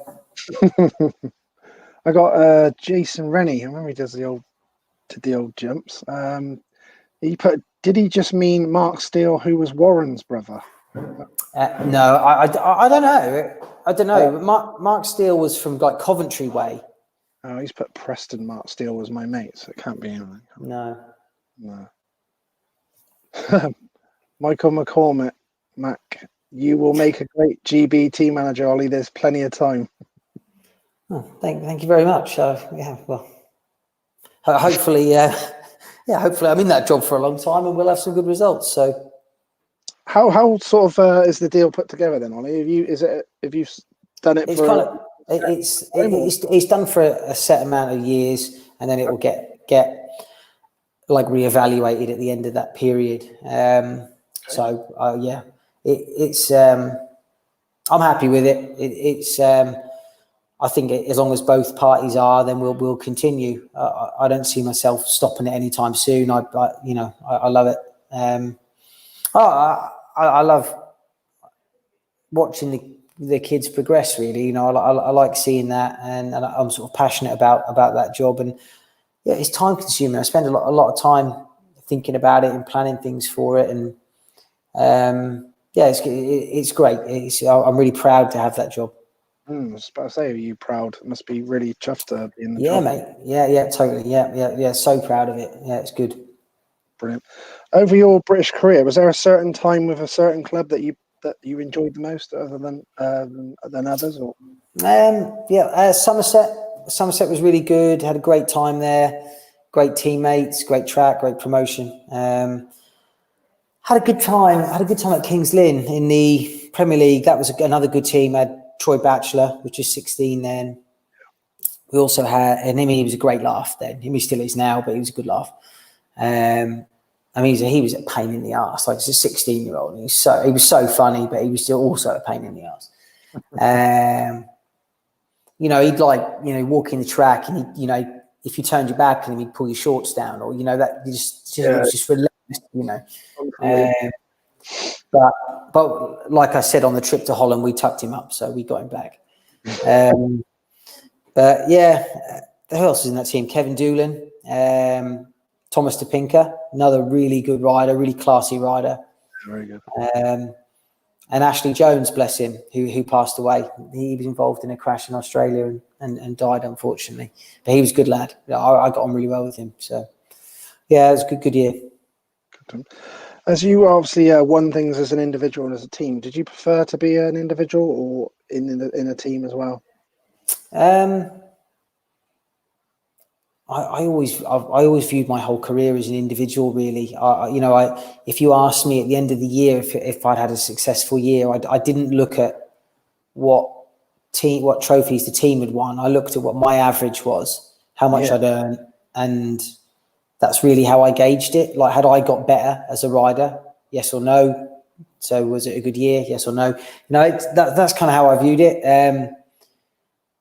It probably, some people might think it's a really selfish way of seeing it, but at the end of the day with Speedway, you got paid purely on how you did. Only once in my whole career did I get a bonus for the team doing well. Once, that's it. And that was the promoter at his name was Sandu, the promoter at Coventry. We got a really good bonus for winning the league. That's the only time it's ever happened. So, if you, as a sport, if you pay people as an individual, then you will get individuals behaving in that way. That's how it is. So that's, so individual success was important to me. Of course, it was great when you won a team thing, but at the end of the day, it was more about how I did than it was anything else. Fair enough. Oh, one of my heroes has just come online, actually. Mr. Andrew Silver. Tommy Allen's my hero. I think what's happened there is Tommy's messaged him and said, "Hey, Andrew, get on there." But yeah, Andrew, what a guy! Like I said, I got on really well with the Silver family and the Rye House team and management and what have you, and they really looked after my brother as well, which always, I'll always remember that. But Andrew's a great guy. I mean, what a rider he was. I mean, he was like so talented and so cool. Like when you watched, like his style was unreal. Like such a good style. And actually, a really good snowboarder as well. I'd go snowboarding every winter and stay with Len Silver in his chalets. And one year I was out there with Andrew, and he was a pro snowboarder at one point. Do you know that? No, I didn't know that. No. Yeah. So he this is no joke. He retired from Speedway. Like I think I think Swindle might have been the last club he rode for, and he retired to be a pro snowboarder. And he would win like international events and stuff. He was a sponsored, paid snowboarder. Oh yeah, I didn't know that. Yeah. He was, and I mean he's a bloody good snowboarder now. Like he rides his snowboard like he rides a Speedway bike. Like he just looks natural, it just flows and looks easy. And then you got people like me where you look awkward. Still doing beautiful cutbacks. Yeah. He'd cut back on the way to the chairlift and dive bomb you going into the queue. I'll never forget as well at Swindon one time when he was getting a bit of flack one season. I think that might have been his last one, maybe at Swindon. I think I know this story. It was like he knocked someone out, didn't he, or punched someone? Did he jump the fence? Yeah, and punch someone? I remember him just climbing the fence, and it was like I've never seen a spear rider climbing the fence and go the other side. Like, I did hear a story about that. I think I don't know, someone was giving him loads of shit in the crowd, and didn't he jump over the fence and punch him or something like that? Yeah, good guy. He made a little comeback actually, and he rode with my brother. Yeah. Still very good, wasn't he? I saw some footage of it at Rye House, wasn't it? He still loved the cutback and the dive bomb. That was still his move. I see he had the glasses on in the goggles. I don't think he had that before. No. His age catching up with him. Yeah, look, here he goes. This is definitely a team riding they've been doing in the background. Look, now, they're talking to each other on our chat. You can't do that, can you? Now the man knows what he's talking about. Hope all is well, Mr. Silver. We know you've already communicated off the screen. This is we know that. Tommy needs to go back to I'm a Celebrity. I know that's what he's doing this evening. Oh yeah, we don't know that with snakes and all that. So. No. He's put, would you consider going on I'm a Celebrity? No, with those snakes, no chance. I mean, there was one on there the other night where they got in this coffin thing with all the snakes. I mean, I couldn't handle that. Like, I would just say, no, just straight off. I don't want the meals or whatever you get. I just won't go in it. I actually handled one as well. Yeah. Yeah, but My 7-year-old daughter was there, and I thought, she's doing it. And I thought, shit. Oh, mate, I wouldn't touch one. I would not. I couldn't touch the skin on one. Honestly, it's haywire, isn't it? Yeah. Was there any riders that you didn't enjoy racing, Ollie? Was there any riders you think, oh, mate? Really There were some that were like more of a handful than others. So people like, I mean, I wouldn't say I didn't enjoy it. There was no one that like fighting me or anything like that. But there were people that you knew would be a pain in the arse. So Nick Morris was like that before I rode on the same team as him. Chris Harris, those kind of guys that just never give up. You can't shake them off your tail. Like those kind of guys were the opposite of what I was. So it was always probably a good race for people to watch because I would get in front and I'd probably hold them up. But that was, someone like Bomber was like my worst nightmare. Really, I could never shake him off. He'd be always diving. Always buzzing around there. Yeah. I got a good one here. If you could give advice to any youngster who wants to turn pro speeder rider, what would it be? What I try and say to like young lads and their parents is if you're going to do it, go all in for a short period of time. Don't, rather than go half-assed for 10 years and all of a sudden you're a 26-year-old with no job and no qualifications. You'd be better off going all in for a few years. See how you get on, see if you're making progress. And if you're not, you'll know in that period and then choose to do something else, walk away, find another career or whatever. But yeah, it's a dangerous job. It's expensive. So if you're going to do it, fully commit to it, do everything you can to be as good as you can be. And then you've got no regrets, have you? And then you can just, that's one thing you don't want is someone who's retired, like to have any regrets is like, you don't want that. So I would say that to young kids, like don't have any, work as hard as you can and go from there. I'll ask you just a couple more, Ollie, if that's all right. Okay, mate. Yeah, fine, yeah. Get yourself a drink or whatever. Obviously, injuries are part and parcel of the sport, as we know. Yeah. You feel like maybe sort of held you back from achieving even more in the sport? Was there? Yeah, I went through a period where I kept dislocating my shoulder, and that was around the time I was at Ipswich. And for about 2 years, I probably dislocated the same shoulder maybe 7 or 8 times, and the ligaments had got really loose, and it really didn't take much of a knock for it to come out. Yeah. And it was annoying because it was one of those injuries where you do it, you pop it back in, you weren't strong enough to race the rest of the day, but give yourself 3 or 4 days and you probably could ride at 80%. And that's what I kept doing, kept coming back at 80% fit. So you crash again and you knock it out again. And it just kept going. I should have took longer. I should have took more time off, maybe had some surgery, got it fixed properly, and then moved away from that injury. But I never did. So yeah, it just went on. It just went on and on because I kept rushing back, thinking that, if I missed the next couple of weeks, it'd be the end of my career, sort of thing. That's kind of how I viewed it. But in reality, it wasn't. But yeah. So that'd be the one for me. The injuries that scared me the most were kind of brain injuries, like concussions and getting knocked out. I've never liked them. They're the ones that would always frighten me. Like I do that, and I think to myself, like,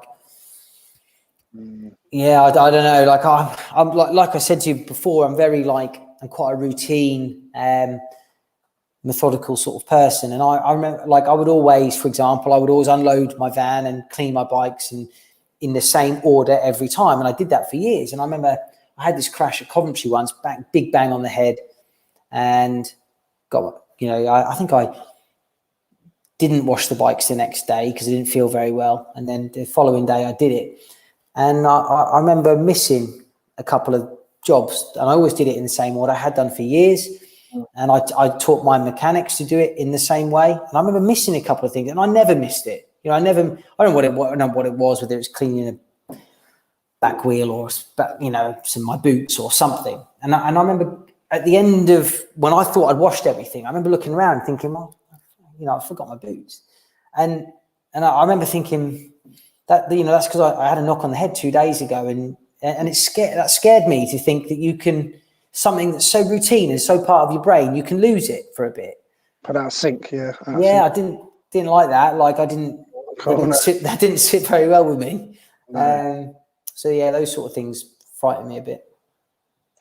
Silver's give it the wink. Good old Silver. Yeah, old hi-ho Silver. Yeah, hopefully Andy will come on at some point. That'd be cool. That'd be a good one. He got some stories. I did love him.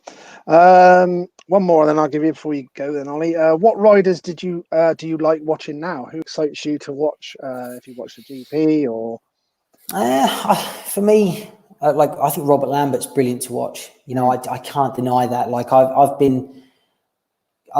King's Lynn's probably my local track, and that's the one I would go to the most. And every race that he's in is better because he's in it, no doubt. Like, he's not the best skater in the world. He's got better, definitely, but you sort of pray that he misses the start almost because he's so good from the back and so brave. I think he's brilliant to watch. Robert, and Smarzek's the other one. I think you'd be crazy not to be a fan of Bartosz. I think he's the stuff he does on the bike is sort of. I view him a little bit like sort of Marquez in MotoGP. Like he sort of changed the way that people ride Speedway. I think if a young rider watches Smarzek, he's different. Great rider. Yeah. So him and Robert Lambert are the two. Growing up, it was people like Laram and Screeny, and those guys are always brilliant to watch. They were passing people from the back, and good guys. Love them missing gates. Oh mate, yeah. Well, they couldn't make one if they wanted to, could they? I know. They weren't mind me saying that either. I know. He said I couldn't make a gate, so didn't want you to either. No. I had a good couple of years with Screeny in Sweden. Actually, we rode in the same team, and it was no good. It was no good for my sleep pattern or my liver, but it was. We had a bloody good time. I tell you, like I just sometimes I think back to the stuff we got up to and just laugh. So much fun. But any shout outs or anything you want to make? Sorry? Any shout outs or anything you want to make for me? No, not really. I love what you've been doing, and it's I've watched most of your interviews. Like I said, I'm a motocross fan as well as a Speedway fan. So cool. Enjoy more, mate. So keep it up. It's been funny. It's been funny to reminisce and read some of the comments. It's been good. Pleasure having you on, mate. Yeah, no worries, mate. It's been good. I enjoyed it, mate. All the best with Team GB, obviously, and we'll all be following that. Yeah, thank you very much.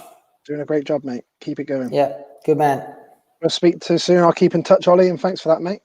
Cheers, mate. See ya. Easy. Cheers, Ollie. Thanks, mate. Enjoyed that. Olly Allen. Another nice one. Appreciate him coming on. Top man. Right, before I go, there was a couple of things I had to say. What was that? Obviously, as you know, here we go. Clark Kent. I'm doing the Rob Herring replica 91 Silklean Honda. So I've still got tickets for that. They're going really well. I think there's already been sort of nearly 100 gone already in the 3 days. So that's amazing. So if you get at me for those tickets, people, I'd really be really appreciated. I did talk to Tommy Searle today as well about an interview, and he was sounds like he's going to be up for that. So that'd be cool. Hopefully, Mr. Silver, Andrew Silver, that'd be amazing. He was one of my idols at Swindle Speedway, so that'd be cool if we get him on. Got a really cool one. So there's nothing now. Nothing Friday, Saturday, Sunday. I'm back Monday night with a proper legend of motocross, Mr. Joel Smets, 5 times world champion. I think he was 6 times Belgium champion. Won the Motocross to Nations multiple times with the mega teams of Belgium with Everts, etc. Amazing. Obviously went into the team side of things and everything as well. So that'd be great to speak to him. That'd be amazing. So make sure everyone's there. Monday night, I organised it for a Monday on purpose to say that we'll get rid of the Monday blues, as it were, and have a proper legend on with Joel Smet. So that's cool. That'll be really good. 7 p.m. UK time as well. So make sure we're all there. And I hopefully soon, it's quite a while back when I first sort of started this, we were sort of talking about having this BSMA motocross reunion meeting. And since then, I'll never forget that I did my first ever live video and I was walking around an empty Fox Hill. which is obviously everyone knows now as my hometown. We were joking about the Fox Hill. Yeah, and I couldn't believe it. I did it. I didn't even really know what I was doing a live video, just walking around, and then it ended up going on like with well over 20,000 views odd. It was like crazy. But everyone was bang up for this a BSMA reunion meeting, so it was just basically talk and surmising at the time. But things are definitely looking more real now, and I'm pretty confident, 90% confident. Obviously, depending on the COVID and obviously and all that, we're trying to get a date for next year, and fingers crossed as well at Fox Hill. So hopefully, I'll be able to confirm something soon for you guys. So that would be really cool. I've spoke to a lot of, obviously, we know there's a massive interest with all the ex-BSMA guys. There's loads of legends of BSMA. Loads have already spoken to me and said they'd love to come. The ex-pro ones that are BSMA riders, whether it's BSMA riders, all errors and all levels. Be an amazing weekend without a shadow of doubt. We're talking about having a practice day on the Saturday and a race day on a Sunday, because there'll be guys coming out of retirement from years, and I'm sure there'll be bike niggles and all sorts of little things. So I thought it'd be quite a cool idea to do the practice day on the Saturday, you know, like a few sessions each group or whatever. We thought about having obviously the youngsters there as well, and possible little thing as well we've talked about is possibly in the youngsters groups, if someone was doing really well, had the talent but didn't really have the financial backing or anything, we're sort of talking about putting something down, saying about maybe possibly sponsoring a rider or two or something for the following season that we see that's got the talent but not the backing that some of us guys had when we were younger, that we didn't have the money, as it were, and all that sort of thing. So that would be quite a cool idea as well. So that's a plan as well. So yeah, and obviously you've probably seen in some of the interviews, I've spoken to some of the guys, some of the ex-pros and everything, Rob Herring, Dobby, Carl Nunn the other night, and they've all said that shown an interest in coming. Old school legends, Greg Hansons and all these guys, they've all, Perry Leaks, loads of guys I've been speaking to would be up for coming out. So that would be amazing as well, and give them guys, whether they just come out and have a little practice on the Saturday, did some signatures, things like that, that'd be really cool, mixed in with the fans, that'd be really good. So yeah, there's plans ahead, so I'll get back to you on that. Fingers crossed on that, but I'll be able to announce something soon. But yeah, get back to me with the Heron tickets. So yeah, so we've got Joel Smets next on Monday night, 7 p.m. UK time. Then Tuesday night, I got British Speedway legend Chris Morton, 7 p.m. Tuesday night, UK time. And then nothing on the Wednesday. And then I got Paul Cooper, four-time British champion, motocrosser Paul Cooper on the Thursday. And there was talk of getting Neville Bradshaw as well in with him on. So that could possibly be my first one with more than one on. So that could be interesting. The guys bantering between themselves. That could be interesting. So I'll confirm that as soon as. But I definitely got Paul Cooper down for that Thursday. Next Thursday, 7 p.m. UK time as well, that I organised with him. So possibly maybe Neville Bradshaw on there, Neville Bradshaw as well. So I'll get back to you on that, whether that gets confirmed or not. So yeah, just get me for the tickets for the Rob Herring, and we'll be back for a really cool one on Monday night with Mr. Joel Smets. That'd be amazing. So thanks everyone for asking the questions tonight. Really enjoyed that with Olly Allen. That was cool. So good night and God bless, as it were. I'm going to go off to go and have some tea now. Hopefully Lainey Lou's still with the land of living and not throwing the tea in the dog. So I'll leave you on my dad's great quote and saying, all them last years before we lost him, he used to say, it's nice to be important, but it's important to be nice. So we'll leave you on that. Thanks ever so much, people. See you soon. See you Monday night. But don't forget to get at me for the Rob Herring tickets. So message me on Facebook. I think my number's up there. Don't forget I've got my website as well. Motocross and Speedway Memories is a website. I think my number's on there and everything. You can contact me. So let me know about the tickets for Rob Herring, and I'll be back Monday night to get rid of the Monday night blues with Mr. Joel Smets. Awesome. Good night. God bless. See you soon. Ciao, Bella.